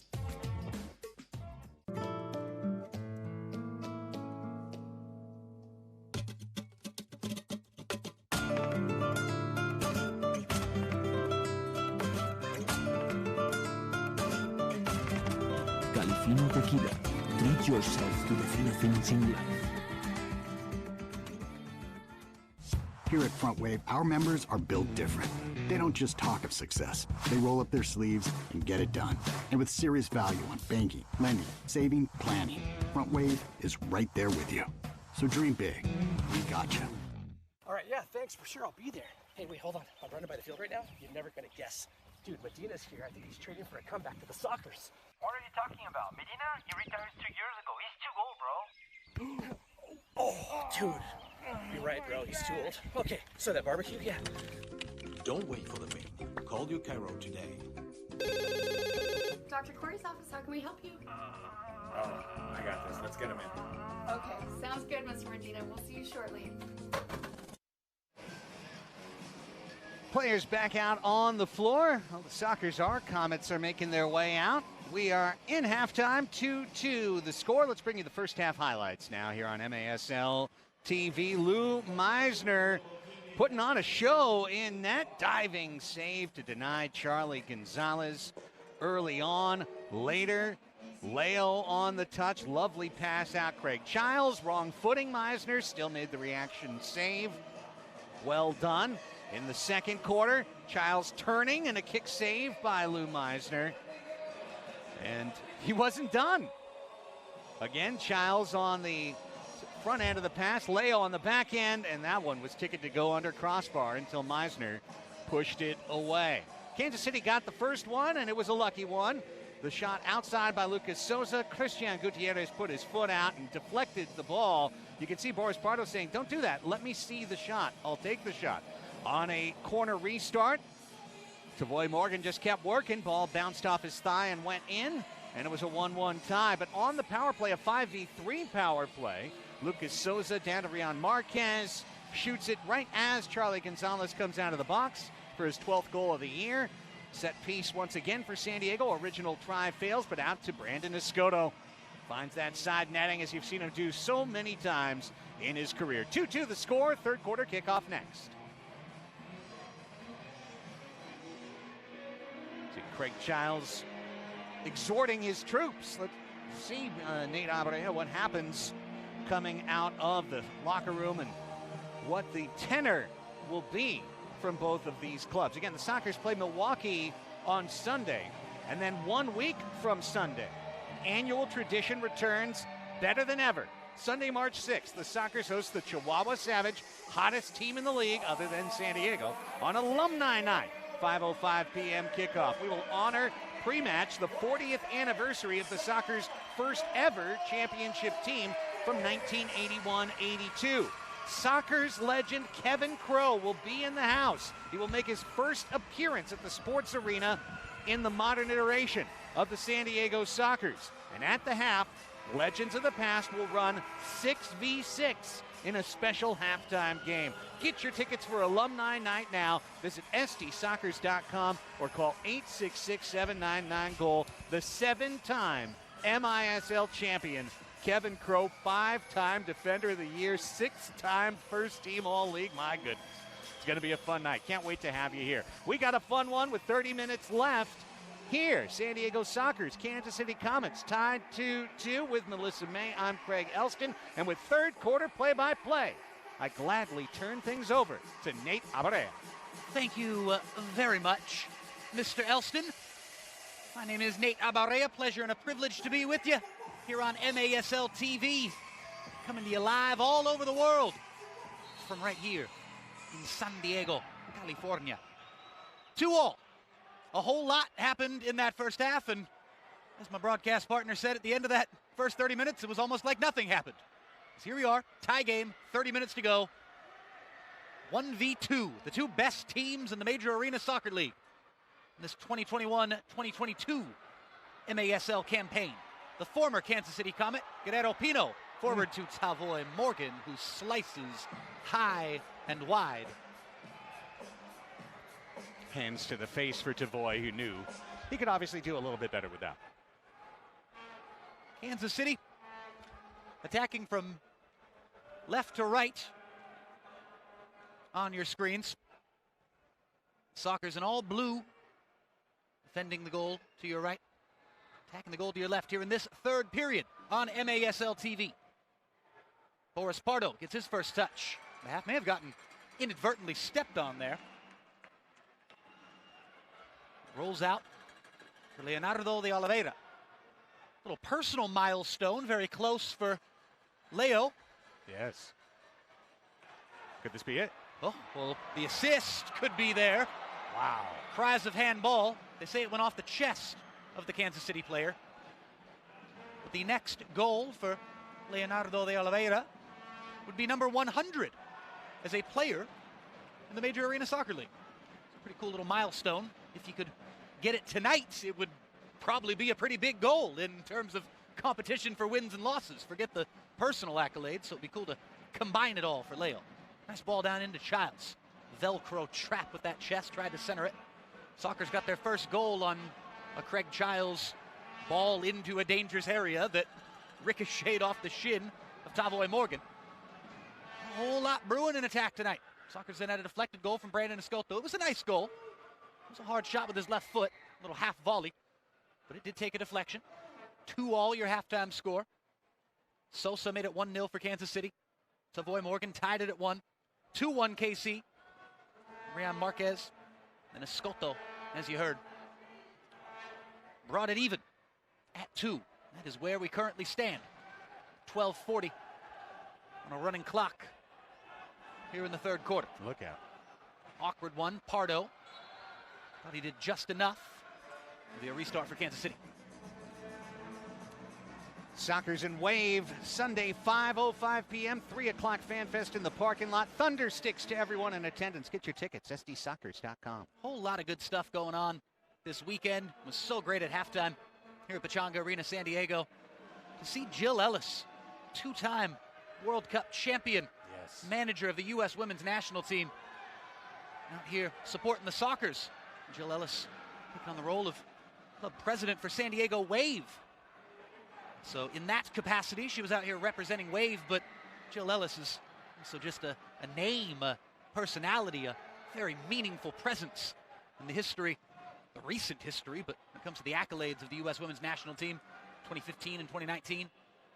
Pretty cool to have a 2-time World Cup winning manager just down on that Soccer's logo at halftime tonight. Said she grew up watching some indoor soccer in Baltimore. In Baltimore. I like how she left it at that. Yeah, didn't that was say classy. Yeah. That was classy. Didn't say that second word.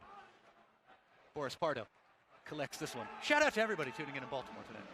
Fans of the Baltimore team. That team. 11:25 running clock, third quarter.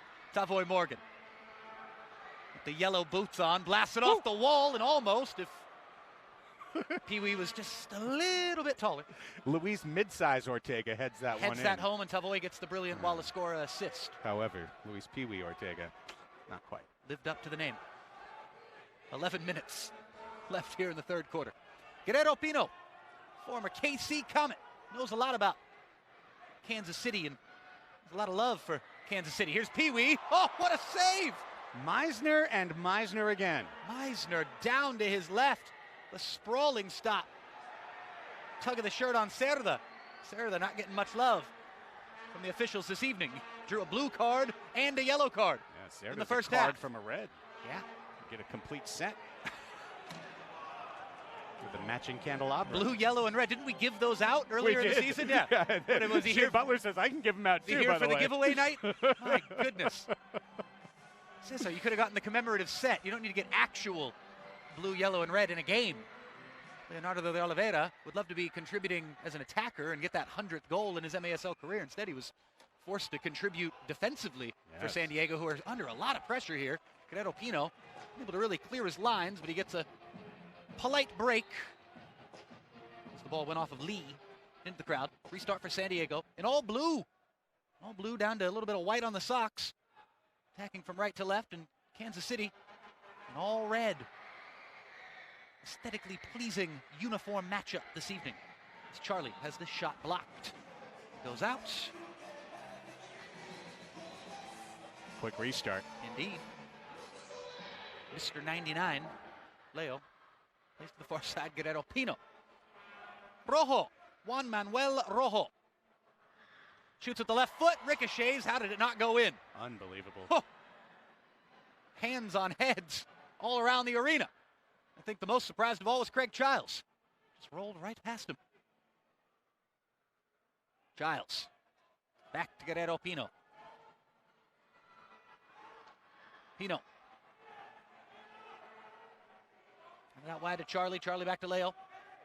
Pino. Center logo. Rojo. On the boards on the left attacking side for San Diego. 2-all. Coming up on 9 minutes remaining here in the third quarter on a Friday night in SD. A fun Friday night in SD. Bit of a funky Friday night in SD as far as this game is concerned. It's had some weirdness to it. The record's had a little static tonight. And I'll tell you what, it almost sounds better. Adrian getting the drums going. There you go, Adrian. Yeah. Back on the floor. As the atmosphere continues to bubble. Here at Pechanga Arena, San Diego. Leonardo de Oliveira with a no-look pass. Little sauce. Across the field to Rojo. Brazil to Mexico. Leo across the red line. Wants to crack with the right foot. Off the wall to himself. Leo can't get to it. Good Charlie work, Adam James. collects. Charlie collects on the red line for San Diego. Easy pass behind him. Eventually that closes down and gets to play it to the corner to Childs. Leo! Leo!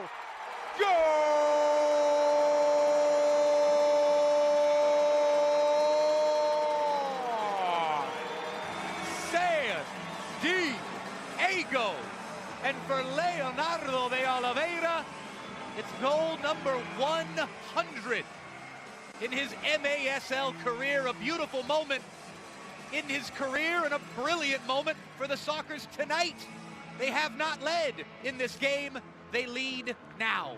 3-2 the score with 8:03 left in the third quarter. Starts with Craig Childs digging that ball out of the corner, and Leo with the accuracy to be able to run on that ball, and he had to pivot his hips as he approached the shot in order to be able to put that on frame. Lovely for Leo and for the Sockers.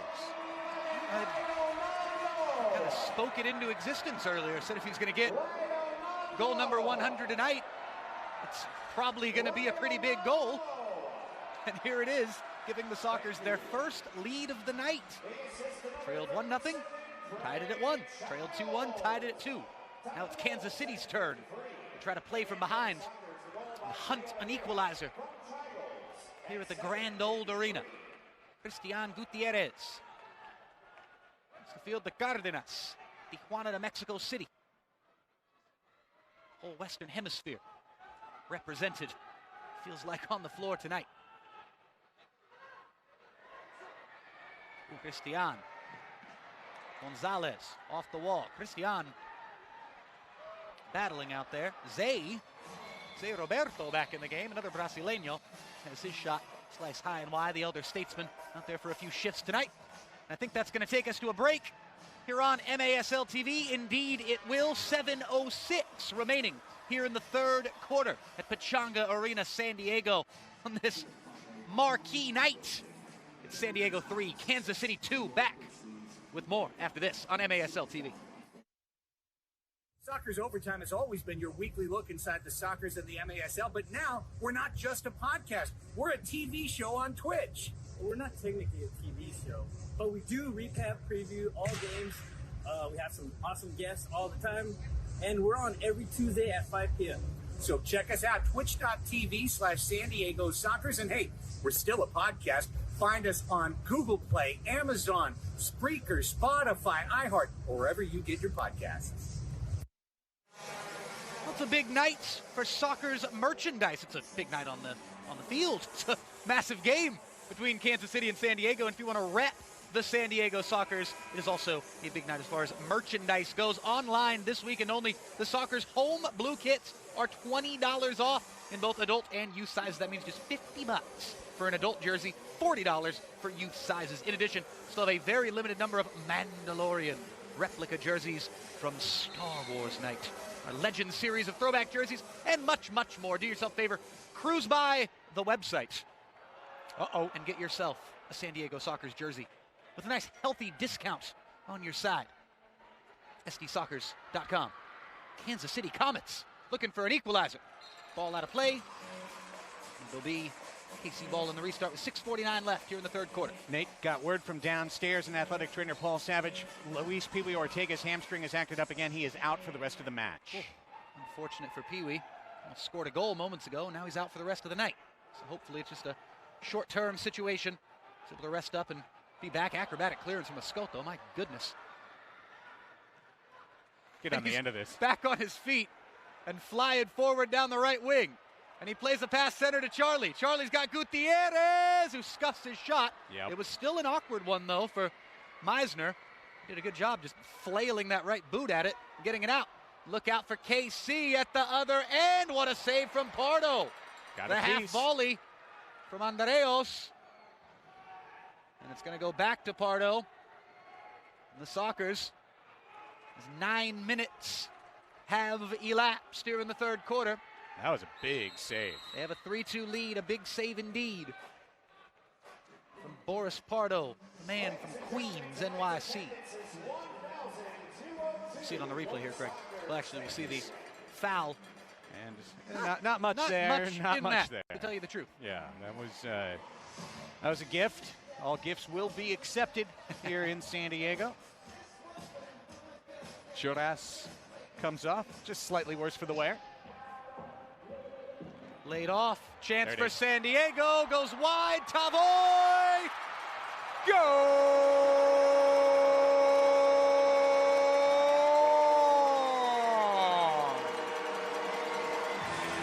Tavoy Morgan for 4-2 for the San Diego Soccers. So many chances, and I thought here Serta was going to put it in. Off just wide, but there's Tavoy to finish. Top bins. Top shelf where we keep the extra añejo from Calafino Tequila. That's when you put the good stuff, folks. And Tavoy Morgan's 21st of the year. Extra good. You gotta love a roofed finish like that one. Acrobatic stuff from Tavoy Morgan. He grew up in a place called De La Vega. Spanish town rockin' for the San Diego Soccers.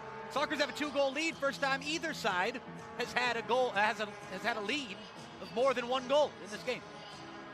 Hey, we want to remind you that great plays like that are featured on MASL Primetime. The home How for can the they best. watch MASL Primetime? Well, you know how? Right here on MASL TV. Every Wednesday, catch Alex Bastavansky with highlights, interviews, and more. MASL Primetime. That's the place to be. Also, Flight is the official match ball of the MASL. Designed and produced by Flight, expertly designed for the indoor game. Expertly designed.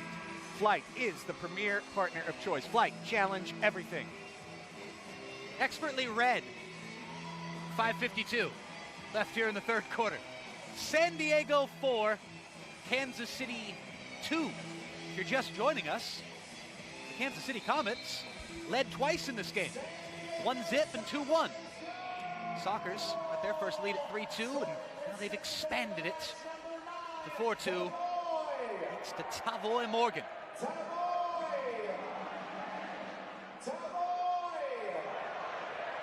There's a chance for Kansas City. This one's going to go high up into the air and still ricocheting around down there. No whistle. Still no whistle. Wow. Eventually a whistle's going to have to come. Gotta be, yeah. Felipe Gonzalez did really well there on a loose ball, heading it out of the zone. That had some funny English to it. Cardenas, slow to get up. His dad, Gus, a member of the MASL 2 San Diego Sockers. Hey, check it out. Cheeto FC, our friend Jerry Jimenez's podcast. Earlier this week, he had a great hour-long interview with Mitchell Cardenas, talking about his entire career growing up in Mexico City, his love of the outdoor game, turning outdoors to indoors, so much more. Check it out, Cheeto FC, C-H-I-D-O FC. Find it where you find your podcasts. Great stuff from my querido amigo, Jerry Jimenez. Great stuff from Mitchell Cardenas as well, and well, seeing that fusion continue. Outdoor, indoor, women's game, men's game. One love, one sport. Ramon Palmer, again, really well there. We've seen Craig Childs do that snap header, retreating into the corner and bury it. The classic lob to the far post. Kind of caress it with the forehead there. He's got it in the arsenal. They got a quick chance here. It's played center. Leo. How dare you? Colazo. Goal!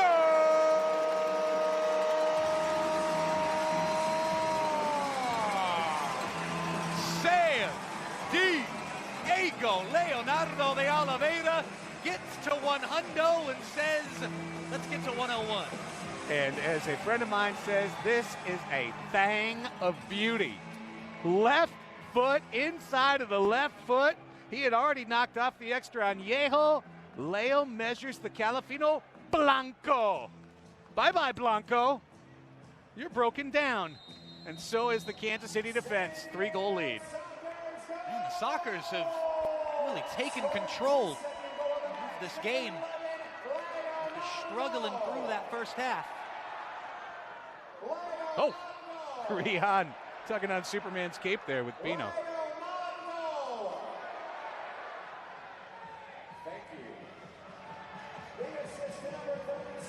By the way, that is a 3-assist night for Craig Childs, who is on a point-scoring tear right now. Tavoy Morgan is on a tear of his own. He's on a hat trick. One more for the Hattie, for the Jamaican international.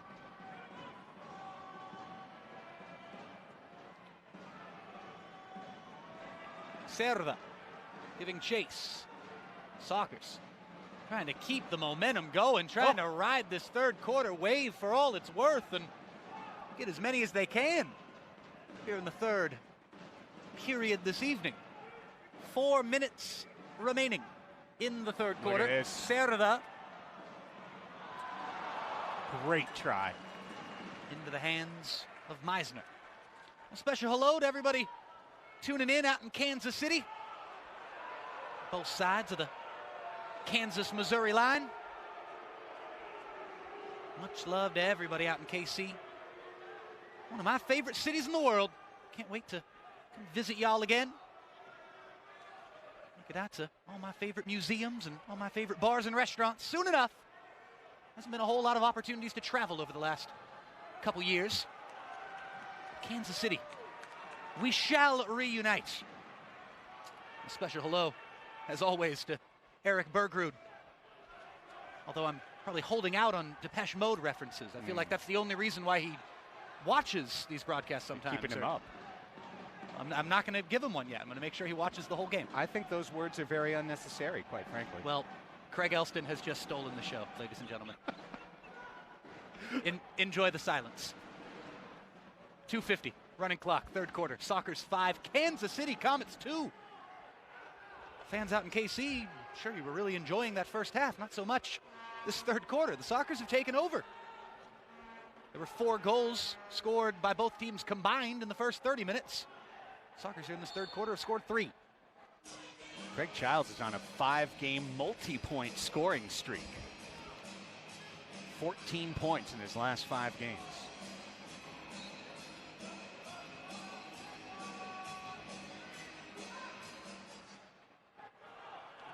Felipe Gonzalez picks it up for San Diego. Juan Manuel Rojo. Back to Cardenas. Check out that Cheeto FC interview. The Mexico City flavor Cardenas brings. There's a whistle off the ball, and it's an off-the-ball foul against San Diego, against Rojo. Sandaberry saying elbow. Yeah, elbow off the ball. I'm a big fan of geography and cultural geography and how it applies to the global game and the game of soccer, but in particular, arena soccer. It's always interesting, those pockets within the Western Hemisphere where you see so many players from. And when it comes to Mexican internationals, predominantly northern Mexican internationals. And so when you see a guy who proudly hails from Mexico City and grew up playing the game at all levels and all facets in CDMX, it's so cool. It's such a unique flavor as that's going to go to the floor and be a blue card. For sure.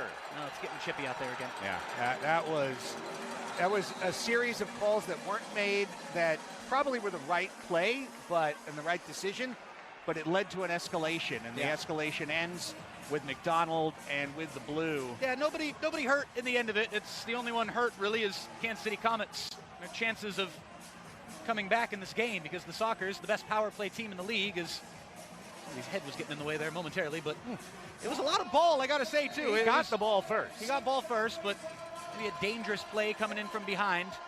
And Kansas City, who you thought were very much in control of this game, even though it was close for the majority of the contest, you're in danger of falling behind 4 goals here in this third quarter. Got a wee bit chippy out there. Trying to tell a beautiful story about cultural geography and how we all get along and love each other all around the world, no matter where we're from. Nick McDonald said, "Take that story and shove it." I'm going to the floor. Let me give you the Irish I'm side going to the floor. let's bring a little Irish. Enough of this love. One love. Get out of here, commentator guy. It's a tough person's game down there. Delay of game warning. Kansas City was that call right there with a minute 35 on this power play, Nate. Nick McDonald giving the Overland Park, Kansas treatment on that blue card foul. Escoto, still Escoto, kind of juggling the ball through there. It ends up in the hands of Meisner. Hasn't had as many highlight reel saves in this third quarter. But also, he's made the saves that he had the opportunity to make.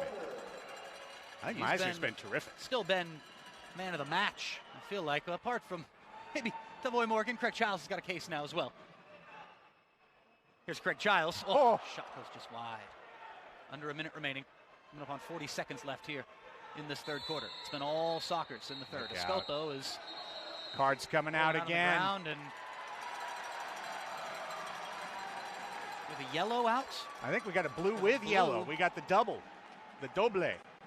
The blue-yellow combo for an extreme foul. Let's see it. Sosa. Oh, yes. Wow. Studs up into the leg of Escoto. Watch it a second time. Sosa crashing in with that foot late and into the ankle. Dangerous. John Sosa will sit for 7. A 2-minute penalty and 5 minutes for the excess. So this is a 2-man advantage, Nate, for the San Diego Sockers. And I don't remember the last time I saw 2-man advantages in the same match. You like it 5v5, 5v4, 5v3? Got it every way here tonight. Charlie. Escoto. Leo.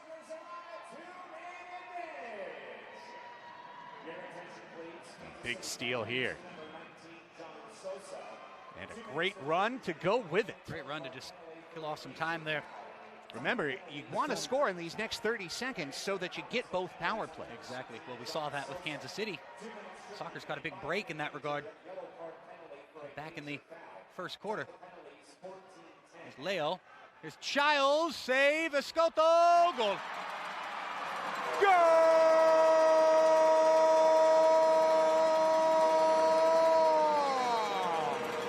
Can you say third quarter magic in San Diego? Brandon Escoto, the Tijuanense with the left foot that creates beautiful art in San Diego. First time off the rebound. A little bit of tres dedos action with the tail.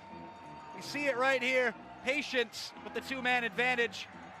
And then catching the keeper, scrambling to the other side. Nothing Meisner could do. Brilliant finish from Escoto. Hecho en Tijuas. The Sockers have a 6-2 lead. Craig Elston. And guess who got the assist? Craig Childs. Number 4. A 4-assist match for Craig Childs, as showing a bit of peak. Lucas Souza punts the opening kickoff into the high netting. That's my kind of shot right there. As the final seconds tick off the clock and the horn sounds, the Sockers take a 4-goal lead back to the bench for what should be, if all stays smooth sailing, the final little intermission of the night. Sockers aren't thinking about overtime. They're thinking about cruise control in the fourth quarter. It was 2-all at halftime. It's 6-2 San Diego as we stand right now. We'll be back with the fourth quarter after this on MASL TV. San Diego 6, Kansas City 2. Stay tuned.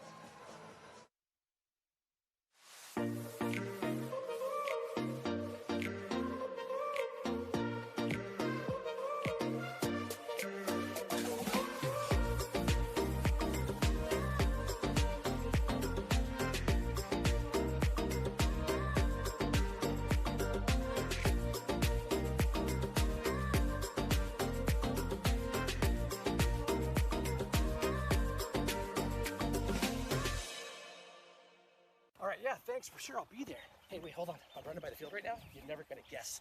Dude, Medina's here. I think he's training for a comeback to the Sockers. What are you talking about? Medina? He retired 2 years ago. He's too old, bro. Oh, dude. You're right, bro. He's too old. Okay, so that barbecue, yeah. Don't wait for the mail. Call your Cairo today. Dr. Corey's office, how can we help you? I got this. Let's get him in. Okay, sounds good, Mr. Medina. We'll see you shortly.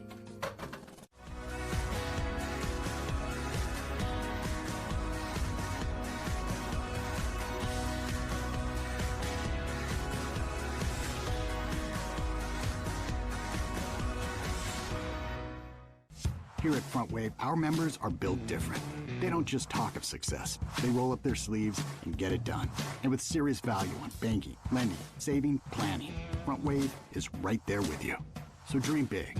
We got you.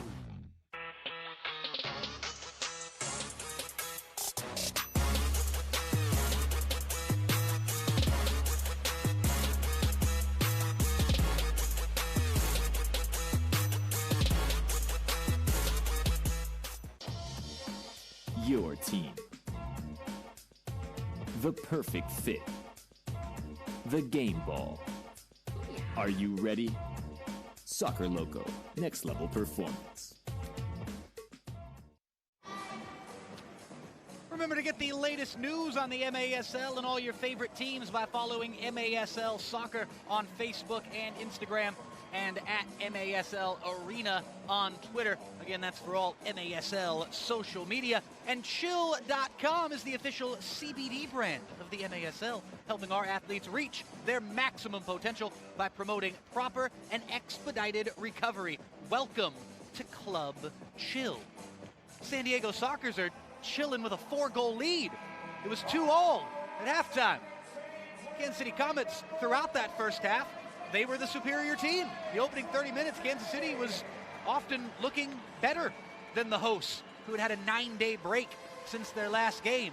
The visitors in red, they were dancing on the corner of 12th Street and Vine with a jug of Kansas City wine, but the team in blue, the hosts from right here on the Frontera, San Diego Sockers, they tied the score twice in the first half. They went down 1-0, made it 1-1, down 2-1, made it 2-2, and then the third quarter was their time to shine. They scored 4 goals to bring the score to where it stands now. San Diego 6, Kansas City 2. My name is Nate Abaurea, Melissa May, and our fantastic TVX crew, bringing you all the action live from Pechanga Arena, San Diego, the grand old arena here on MASL TV. And for fourth quarter play-by-play, I give you, with great pleasure, Mr. Craig Elston. Thank you so much, Nate. Sockers will run left to right in this final frame, and the Comets right to left unless KC has a +4 quarter in them. Sockers are aiming for their 11th straight win, and they're back on the power play for another minute 7. This is the 7-minute penalty on John Sosa. The 2-minute blue plus 5-minute yellow for severe foul. Second 7-minute penalty tonight, too. I just realized that. Not often we see 2 of those in the same game. Charlie, Leo, and Escoto just got under it. Looking for the hat trick was Juras. 3 guys sitting on 2 goals. Leo, Juras, as the foul comes late, and Tavoy Morgan. San Diego 1 power play goal, 1 power play goal for Kansas City tonight. 38 seconds left for San Diego to do something on this one, but the ball is on the men in red's foot. The Rat Patrol is twitching and sniffing and ragging some time. And maybe getting until tackled by the turf was Sandovari. We'll blame that on the ice underneath. Or lack of cleats or nubs. First minute done, 17 seconds on the power play. Still a chance to do something here. Morgan wants to do something, gets bumped off though nicely by Sandovari. Leo steps in, runs interference, squirts it back out to Voy. Juras, down low, Childs. And if it comes to Leo, he'll bring it back down. Now there's 1 second, the power play is over. Leo gets his man loose. Great save, Meisner gobbles that one up. Yeah, great hands. Great hands to not spill a rebound there. I mean, it would have even been a spill. It still would have been a good save, but very much a rebound chance for the Sockers. But Meisner holds on to it as the foul gets committed down at the other end. Big stop. Credit to Meisner again. And that's the one thing I think Stefan Stokic and watching from home Leo Gibson just have to be so happy about. You know, I think some folks probably thought if Nicolau Neto sat for any length of time, the Comets would really struggle to pull in wins. And Meisner is showing that even though tonight's result right now is not going his way, he certainly is the type of shot stopper, especially for a backup keeper. Yeah, they're not missing Neto as much as they're missing the aforementioned Leo Gibson. Yeah. It's very clear that is the missing ingredient tonight for Kansas City. Some firepower and attack, and doesn't get much better than Leo Gibson. Yeah, Leo's such a creator. 19 goals, but 31 makes everybody points. better, exactly. Yeah. And he's an orchestrator. He is literally a head coach on the floor. Souza. An orchestrator on the floor. Tetsane. Lucia Tetsane. A little bit quiet tonight, but I tell you what, Lucia Tetsane, number 9, is a player on the rise. Yeah. In the Major Arena Soccer League. It was fun watching him warm up. Let's get that vibe with certain players. The ball come off their foot. Marquez kicked by Pardo, guarding the short post. A tough save there because of the split-second reaction needed. Back to Marquez. Always a patient, deliberate forward. Souza zips in and then got the kickball that I used to have in 3rd grade. So baby bouncies. Oh, look at Meisner, who will go on safari. He gave up a 2/3 of the floor goal to Tyler Turner of Milwaukee on a similar play. It's probably the one thing about Lou Meisner. Sometimes they want to attach a tether to him. Pardo flies out. A much more calculated move by the 37-year-old native of Queens, but then Juras with a poor cross, and the Comets get it back. 11:34 left in the 4th quarter. Next goal would help Kansas City to establish some form of momentum. Next one goes to San Diego. It'll be their 6th in a row in the match. Juras took a moment and then pressured. Souza got it away. Cardenas, Rojo, and that's an easy handball to call against Christian Andres. Another young man that I enjoy, and I do think that's one element. You know, when Leo's out, a lot of the offense goes with him. We can see that tonight. However, you do get a younger team, and that's a foul down the floor on Sandovari. And a delay called against San Diego, it looks like. No, a bench warning. And that somebody got a tad salty on the bench. They kind of pointed at athletic trainer Paul Savage, but I'm not pointing at it. A yellow card, however, has been shown to the bench. Craig Childs will enjoy the time off. Paul Savage was going to walk across the pitch there. He's needed to run the door. 11:11 left in this Friday night affair in front of 1,200 at Pechanga Arena, San Diego. 12:02.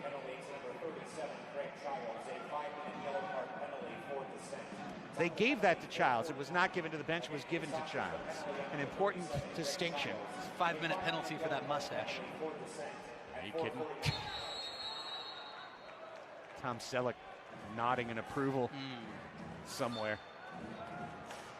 I choose to believe. Clark Gable rolling in his grave. Roll them bones. Here comes Escoto. Escoto chipping, looking for Morgan. And what a save by Meisner. My goodness. A kick save out of nowhere there.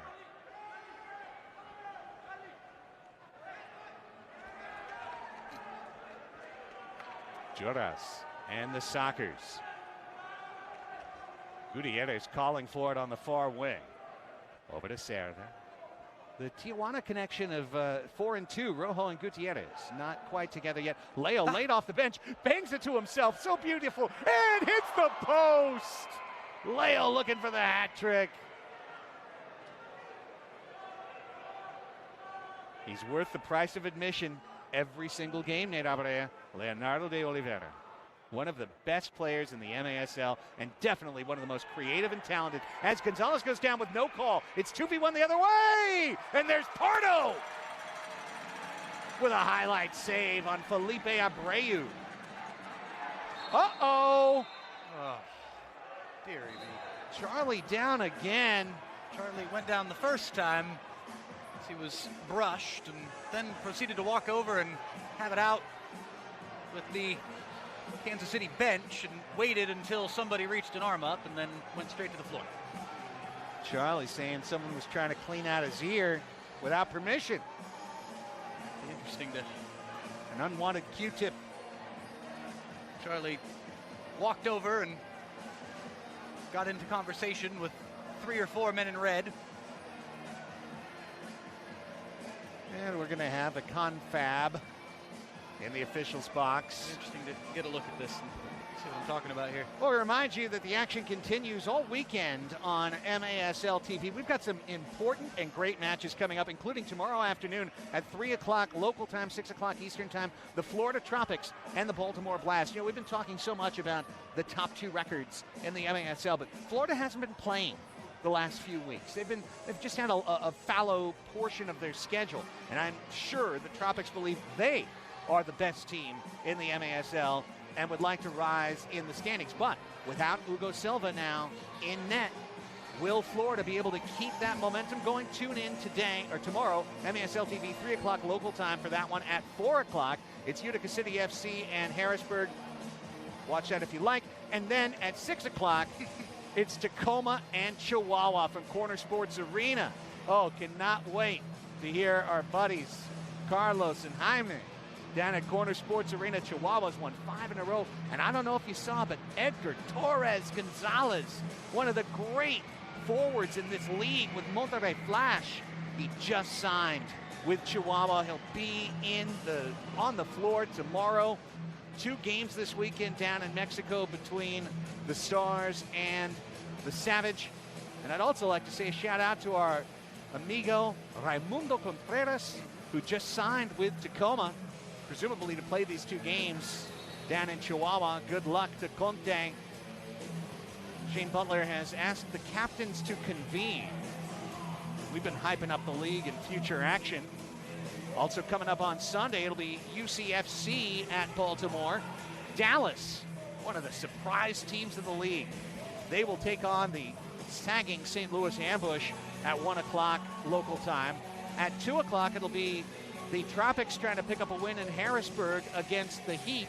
At 3 o'clock Sunday, it's the Comets and Fury, this Kansas City team heading up to Toyota Arena. We see a yellow flashed by Shane Butler. We'll get these calls momentarily from Callan McClurg down on the floor, our PA man. And wrapping up the weekend's action, it's you and me, Nate. It's the Wave and the Sockers Sunday 5:05. Going to see our friend Marcio Leite, Gordy Gerson, two Sockers champions from the 2020-2021 club. Stefan Stokic now asking what's what. Somebody else with a midriff and a dream. Well, it was funny to him. Let's see what we've got going here. This was a very long delay. The game has been kind of running in the red a little bit from time to time. Not all the time. We've got a man in the box. That is number 27, Sudal.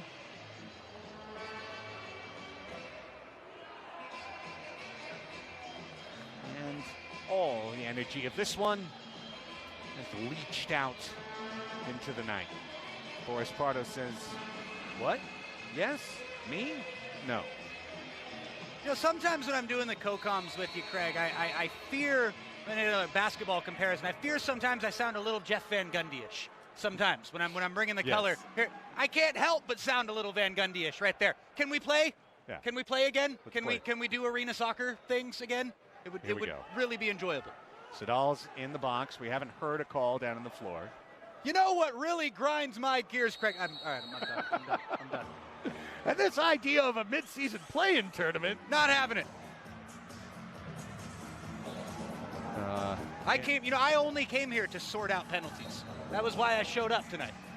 They still haven't listed on the official ledger what that yellow was, so it's a mystery to all.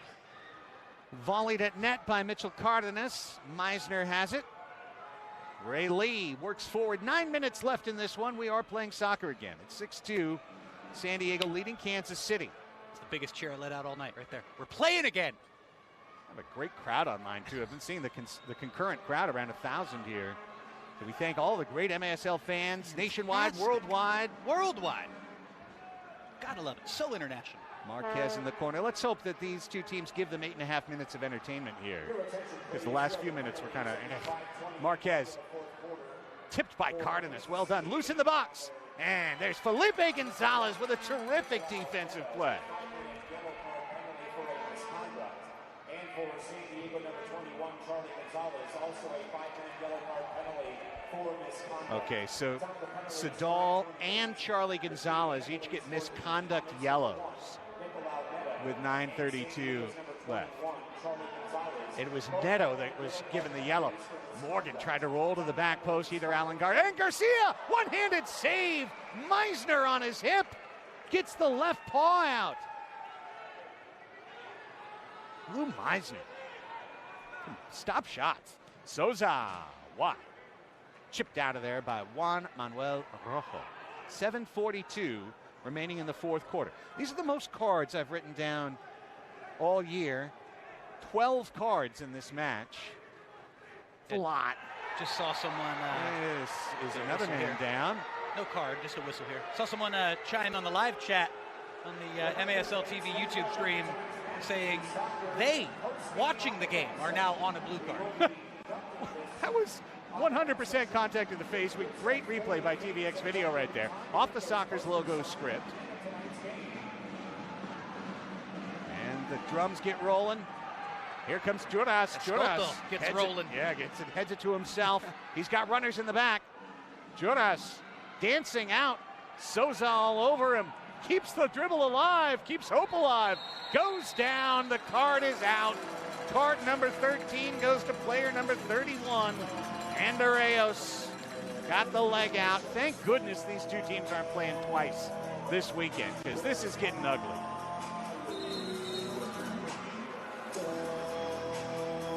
It's Sandovari, and it's really a cynical tackle right there. That could have injured a player. You just don't want to see that. And I got to be honest. I'll look out on the bench as well.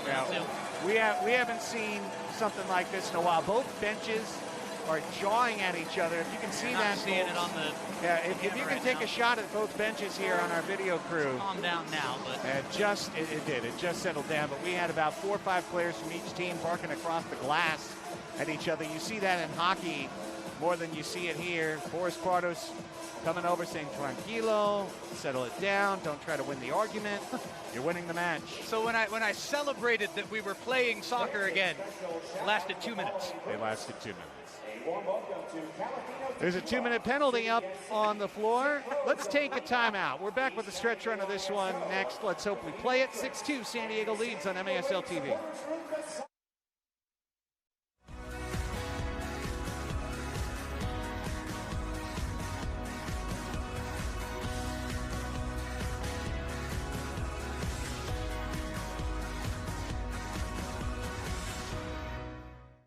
Here at Front Wave, our members are built different.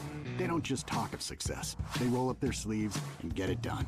And with serious value on banking, lending, saving, planning, Front Wave is right there with you. So dream big. We got you.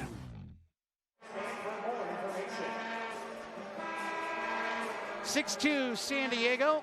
Soccer's looking for their 11th consecutive win. They're going on the power play. 3 men looking for a hat trick. They'll all be on the man advantage. Phil Salvaggio trying to get his team organized and focused upon himself. We focus ahead to next Sunday, March 6th, and Alumni Night. Coming up right here at Pechanga Arena, San Diego, a 5:05 kickoff. What a special night it'll be. You know, the last 2 years, Nate, we haven't been able to have Alumni Night. It was the next scheduled game in 2020 when the pandemic hit. Then, of course, 2021, no home games. But look who is coming back. Kevin Crow, number 12, the greatest defender in indoor soccer history. A retired number is coming down from the rafters and onto the floor. You'll see Kevin Crow. Get your tickets, sdsoccer.com. Soccer's on the power play again. And good play, Andreas. Christian Andreas jumped and got that steal. Kansas City needs to press the action here. Down 4. Andreas is the man doing the job with high energy. John Sosa says, I'll clear some time. Sent it toward Tetsane. Lucia Tetsane. Soccer's busy trying to play referee. It's been covered by Butler and Radford with volume. Paulo Scotto with a somewhat scary cross, and now with 1:18 left in the power play, the Sockers can come back to the side of the floor where it's supposed to be waged. Good work by the Kansas City defense. Here's a Scotto. Really, Andreas got all that started with his hustle. Leo. Churras. Good block, Tetsane. Halfway through the power play. Scotto to Leo. Leo. Cheeky. Why not? Morgan. Leo. Crosses. Felipe. Corner. The Scotto scores! Hat-trick Churras. That was so pretty. And it is 7-2. Well, think about Brandon Escoto. Bravo. Brilliant finish. Top shelf, top corner. You'll see from this angle right here, this is the best angle we got on the replay. This is such a good angle to see. Wow. How nice that was. The spot that he picks. The hat trick hero for San Diego. We were wondering who was going to get it. Leo had 2, Tavoy had 2, Escoto was on 2. It's the Tijuanense in the bunch. The goal-scoring party gets the 3rd. 3 goals for Brandon Escoto, 7. A magnificent 7 for the San Diego Sockers, who trailed 2-1 way back when, in another galaxy. Good drag down by Marquez. Another galaxy that was in this same game. Churras now with 14 goals on the season. Last 2 on the power play. Nice run, Ramon Palmer. Deflected by Rojo on its way over to Ray Lee. Sosa Shoots one in, and Pardo's there to netline. That goal at 9:04 for Escoto. The assist to Felipe, his first point of the night. A couple of Soccer's key contributors have not scored. We'll see if they can get involved, such as Christian Gutierrez, Juan Manuel Rojo. Perhaps Alan Garcia would like something to say. He'll cross to Childs, who has 4 assists. He was looking for his career-high tying 5th assist. Sent it back across. Last time Childs had 5 assists was against the now defunct RGV, actually now demoted to MASL2, RGV Barracudas. And we are inside the final 5 minutes, presented by Calafino Tequila. 3 top shelf goals tonight for Calafino. Leo with the extra añejo and the blanco, and Churras just knocked off the añejo. We'll all enjoy a reposado and a descanso after this one's over. 4:33 to go. Souza. Shifting, shooting, punch, save, Pardo. Acrobatic. Here comes Rojo with a step on the bench wall and a man ahead. Ray Lee was able to read the play well. Rojo steps in, foot on the ball, and then he's the one called for the foul. Phil Salvaggio didn't like that, but with a change, the Sockers scramble back into defensive position. Kansas City not going to the 6th attacker, all but conceding the result tonight. James Pino now under pressure. Lovely how he carved that out. Just takes so many years of experience to have the confidence to do that. Now, here's Gutierrez. We just mentioned his name. Off the wall, coming to Zezu, the 43-year-old Brazilian, Zé Roberto, in his 3rd match of the year. What do we have here? What do we have here? Marquez trying to get Serta's 3rd card. Suggesting he got one in the gut.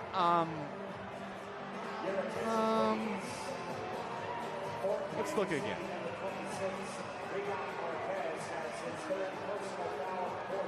Marquez was the one called for the foul and tried to reverse it. That's Marquez's 3rd foul of the half. We mentioned that Marquez is a guy who fouls. I mean, maybe a little bit of an elbow there. We get the reverse angle replay from the Jumbotron camera. You can't see it on our TVX broadcast, but I think that left elbow, maybe a contact. Regardless, there's been some silliness. And it's added a little bit of bitterness into the soup tonight. 2v1, but first, a whistle. It's got to be so tough to be the men in black down there and knowing the tensions are high, but boy, nothing interrupts the flow more than 600. We got another yellow card. There's a yellow card out. I mean, Shane Butler has really been throwing the cards, most cards of the whole year. Felipe Gonzalez. And I just don't know. Felipe's kind of beside himself. I don't know what to say about that. Other than yellows. We have another timeout. Yeah, yellows are an attempt to impose some order. And here comes another one. And a red. And a red. Palmer, I believe. Palmer has been shown the gate. I am really bored of seeing cards, but that's just me. So now Palmer's leaving. Don't leave, stay to hear this. It's a great way to save while seeing the best remaining matches of the season. It's the Soccer's 3-match flex pack. Pick the 3 of the final games remaining that you want to attend on our regular season schedule. Get a discounted rate plus 10% off the merchandise stand. It's such a great deal. Go to sdsoccers.com.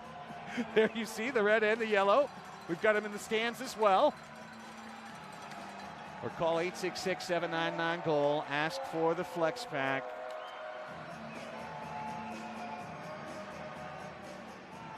I was just in the process of offering an attempt at sympathy for the officiating crew.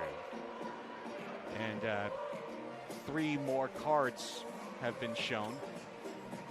But we are going to get through the end of this game. Are we? Is the Milwaukee game not just going to start right after this? This one ends Sunday morning at this pace? It's been contentious. There's Sandovari. Of all the fouls so far tonight, his was the one that really looked like it had the potential for injury, and as such, it was a bit of soccer justice to see that Escoto was the man who scored that goal. Yeah. But listen, both teams have committed some hard fouls. Everyone is in the midst of the argument, and that it reminds me of the match in Ontario back in February, where there was a lot of consternation over the officiating, and there comes a point when it's not that they're necessarily even making wrong calls, it's just that all the attention is away from the match. And it's everyone's thinking about calls. Here's a great try by Sandovari. Another thing too, you look through you make the mistake sometimes of looking through the comments on the live stream of some of these games, and as far as both teams also being guilty, you talked about some of the fouls being dished out, both teams also being fond of acting this evening. Yeah. I think equally so. I think there's been some things that we could do without. I'll leave it at that as far as some of the embellishment goes, and as far as the putting the sauce not on brilliant artistry with the feet, but on the elegance of the flop to sell the foul call. There's been a bit too much of it, and I'll tell you what, maybe off by a few percentage points, but about 50-50 as far as that goes. And we could do without it. Whoever you play for, would love on Sunday as Milwaukee come into this building, another marquee matchup in the Major Arena Soccer League. I would love as another card has come out. Are you kidding me? As another card to a player on the Kansas City bench. It's becoming like you talked about it a few weeks ago. Put in some earplugs. The Oprah episodes where she gives away the car. You get a car. You get a car. Except it's you get a card. You get a card. I mean, yes, the players are upset, but you can also make a choice. Also, there's 2 minutes. Here, I'm warning you. I'm about to go full Van Gundy right now. There's only 2 minutes and 53 seconds left in this game. We could just finish the game. There's a way for us to all just find a way to the finish line here. It's gonna happen. It's gonna happen. This is a blue card. Oh, because it's his fourth personal. That's why. So that is again. Okay. I'm not blaming anyone. No, I wasn't blaming anyone. I'd like to officially redact what I said, because I thought that was another yellow for chirping. It was a blue for foul accumulation, which is a must call. I take back nothing I said, Greg. Okay. I stand by everything I just yelled into the microphone. Hey, look. And there's more where that came from, okay? This is supposed to be a marquee showdown in the league, and the quality was shown in the first three quarters. This fourth quarter is not one that, other than the disciplinary committee, will be reviewed too often. Childs steps in left-footed, and wow, pinball save in between the legs by Nacho Flores there. Andreas is never going to stop trying, and he fouls Charlie up by the cheek. Charlie's like, how many times am I going to get hit in the face tonight? Well, Charlie, for good measure, slapped himself in the face 5 more times. So, it's a funky night. People are slapping themselves in the face with 2 minutes left in the game. That's the kind of funk that we're talking about tonight. Minute 3 in the power play. Andreas now has 3 fouls. There's Charles for 4. He's got it. Brandon Escoto, a 4-goal match. The assist to Leo. And the cherry on top, San Diego's 9th straight goal. Brandon Escoto, surely the man of the match now. Sockers have 8. Juras has got 4 of them. Another power play goal for Escoto. Not the cleanest contact, but the placement was perfect. Pats the crest on his chest. Jumps into the air. 8-2 San Diego. And that is 7 unanswered goals for the Sockers. And so many delays and mix-ups in this game, you almost forget that the Sockers have scored 7 consecutive goals.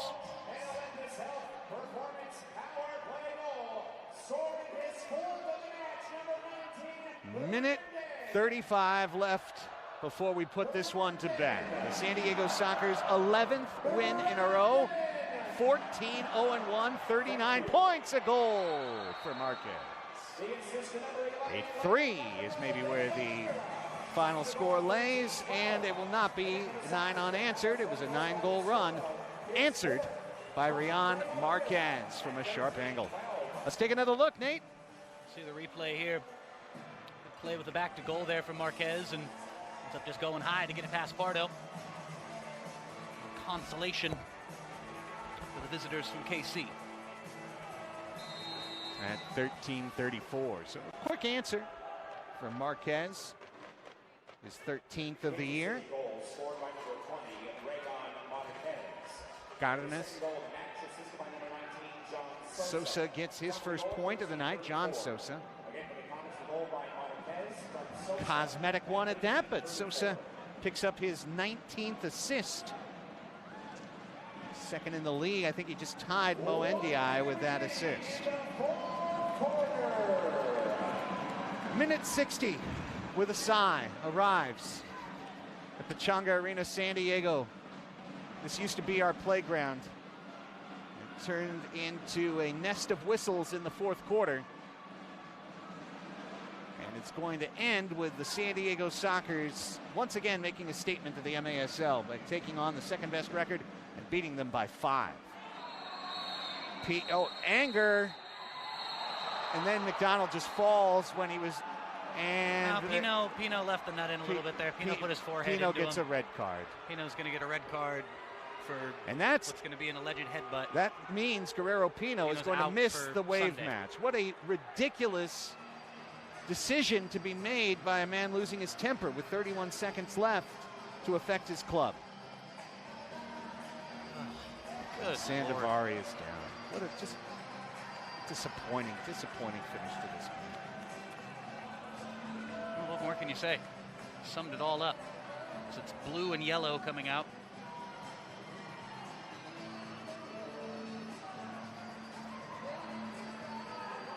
The 18th card.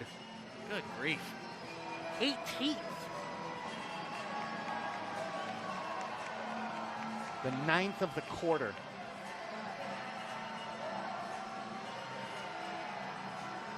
I think they're both getting tossed. Well, McDonald's out, Pino's out, says farewell to the fans. Yeah, Pino's out Sunday now, too. It's a horrible, and that's the San Diego best defender. It's a guy who really should be the front runner for Defensive Player of the Year. Yeah. Well, Boris Pardo First team All-League defense. Let's keep our cool here. I mean, so we got to the 60th minute. Yeah. That's about as far didn't get through it. Didn't get through it yet. Didn't get through it. Not before. Could be a league-altering decision, you know? I mean, Milwaukee's on the playoff line. Talking about Ian Bennett, the league's top goal scorer, coming in on Sunday. Now the best defender in the league is out.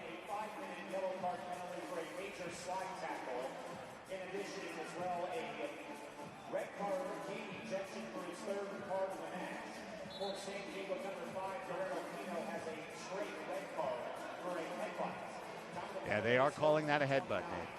Saw it in real time. And that could lead to a suspension. You get an automatic one, so. Yeah, there's.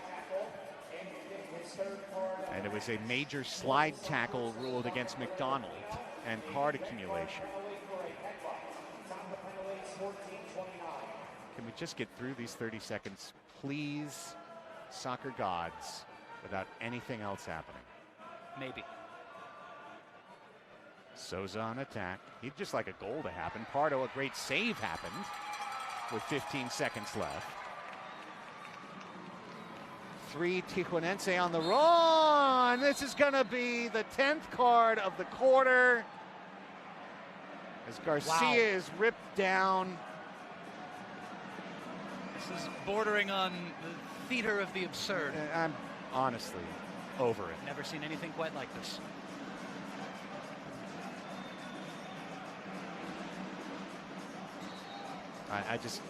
There's no more words. Enjoy the silence. Woo! Thank God.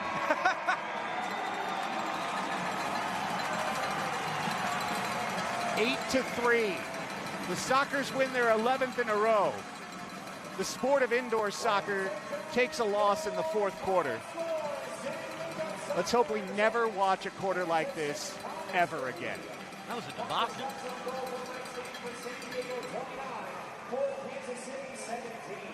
The Sockers scored 9 straight goals to turn this game completely around. 7 straight. Sorry. Well, right. No. Yes. Did I say 9? They haven't even scored 9. That's. Look. It's cards. Give me a yellow. You'll get one if you're not careful. It will only fit in. I'll give you red. Well, and I want to make clear for anyone who's trying to evaluate this in the league side, like, we're only commenting on what happened. We're not speaking to any individual officiating decision. I think every single one of these could be reviewed and generally approved as at least being to the letter. Yeah. It was just not fun to be a part of in the end. Exactly. That's what we're saying. It leached every single ounce of enjoyment out of this match. The Sockers get a W. The Sockers get a win at home against Kansas City.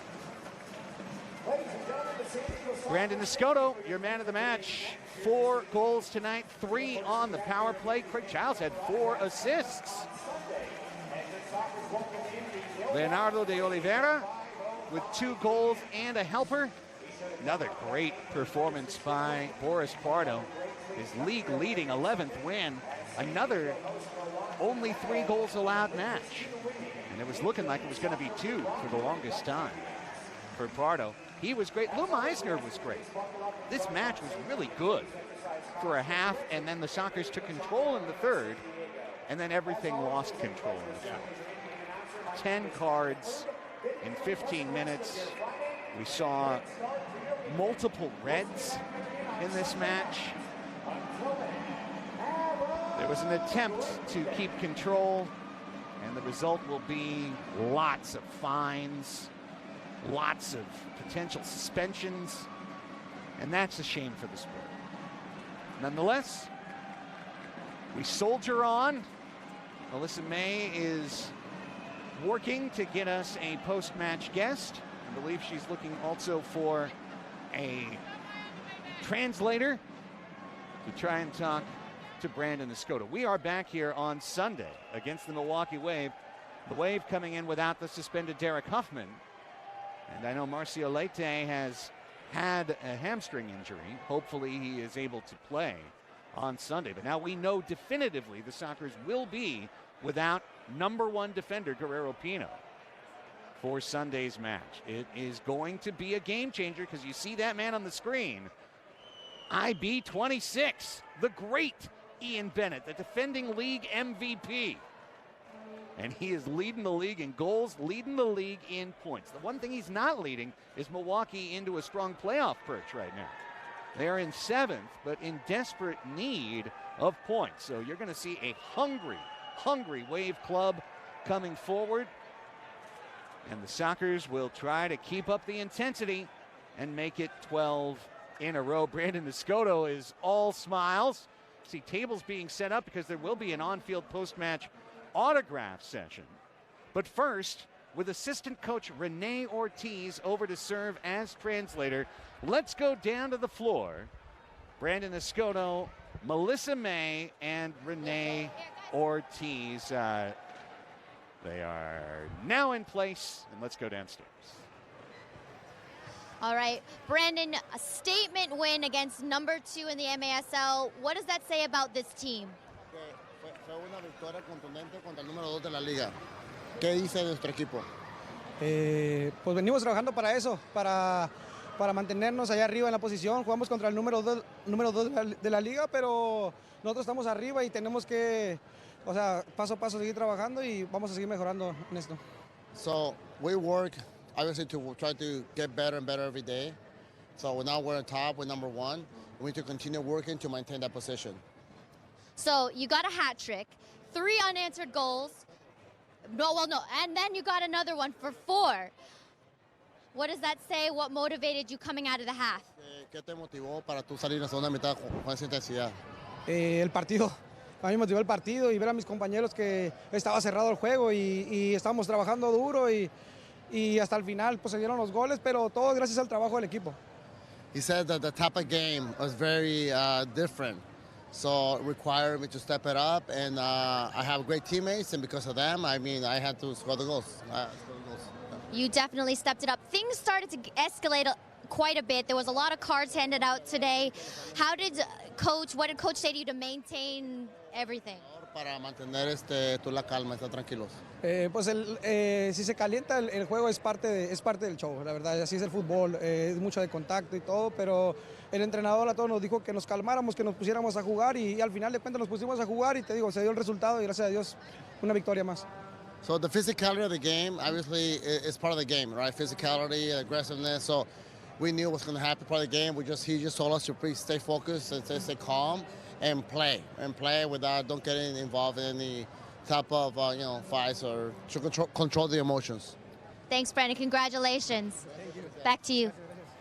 Thank you so much, and thank you for the interpretation as well, Renee Ortiz. All right, we got a couple of superlatives to get through, and then we're going to get out of here with the front wave goal of the game. Some great choices here, but I love this pick. Look at the sharp angle. Brandon Escoto. Love that finish. This is the best angle right here, too. Great job by the TVX crew. This angle right here with the slow-mo is just beautiful. That's aesthetically pleasing.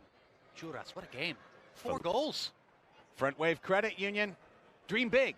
We got you. Now, let's check out tonight's fan saves save of the match. What do we got? A lot to choose from. You really do. You could go Meisner. You could go Pardo. Meisner had plenty of big stops. Let's find out. It's going to be Boris Pardo. Down to his right. Gobbling that one up. Gobbling up, no rebound. We'll take it. Absolutely. We will take it. Fan saves. Our friends at Fan Saves. You can sign up for the Fan Saves app and save big from San Diego Soccer's corporate partners. Just download the Fan Saves app, follow the Soccers, and follow your way to savings. Thanks to our friends at Fan Saves. All right. That's going to do it for tonight's broadcast at long last. Are we done? We are done. Did we make it to the finish line? Good job, Nate. Craig Elston? My goodness. Our executive producer, Ted Bendrick. I like to contribute as well. Lucia Arenas is our director tonight. The Slizzer, Randall Sliz, is our producer. Marilyn Moreau, Michael Back, and Emily Sparatos doing a great job on the cameras. Our audio engineer, Maiden Voyage, Justin Canoia. Way to go, sir. Dale. For Melissa May, for Nate Abreu, my name's Craig Elston. Thanks so much for joining us. We'll be back with you Sunday for the Soccers and the Milwaukee Wave. You won't want to miss it. Enjoy all the rest of the exciting MASL action this weekend. We'll be back to wrap it up.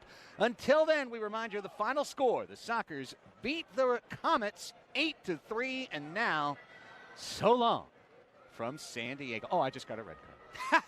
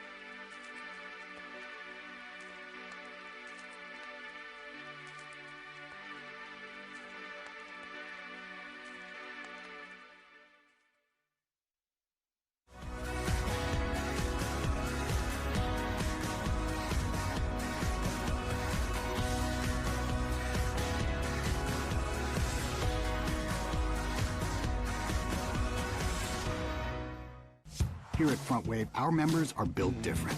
They don't just talk of success. They roll up their sleeves and get it done. And with serious value on banking, lending, saving, planning, Front Wave is right there with you. So dream big. We got you.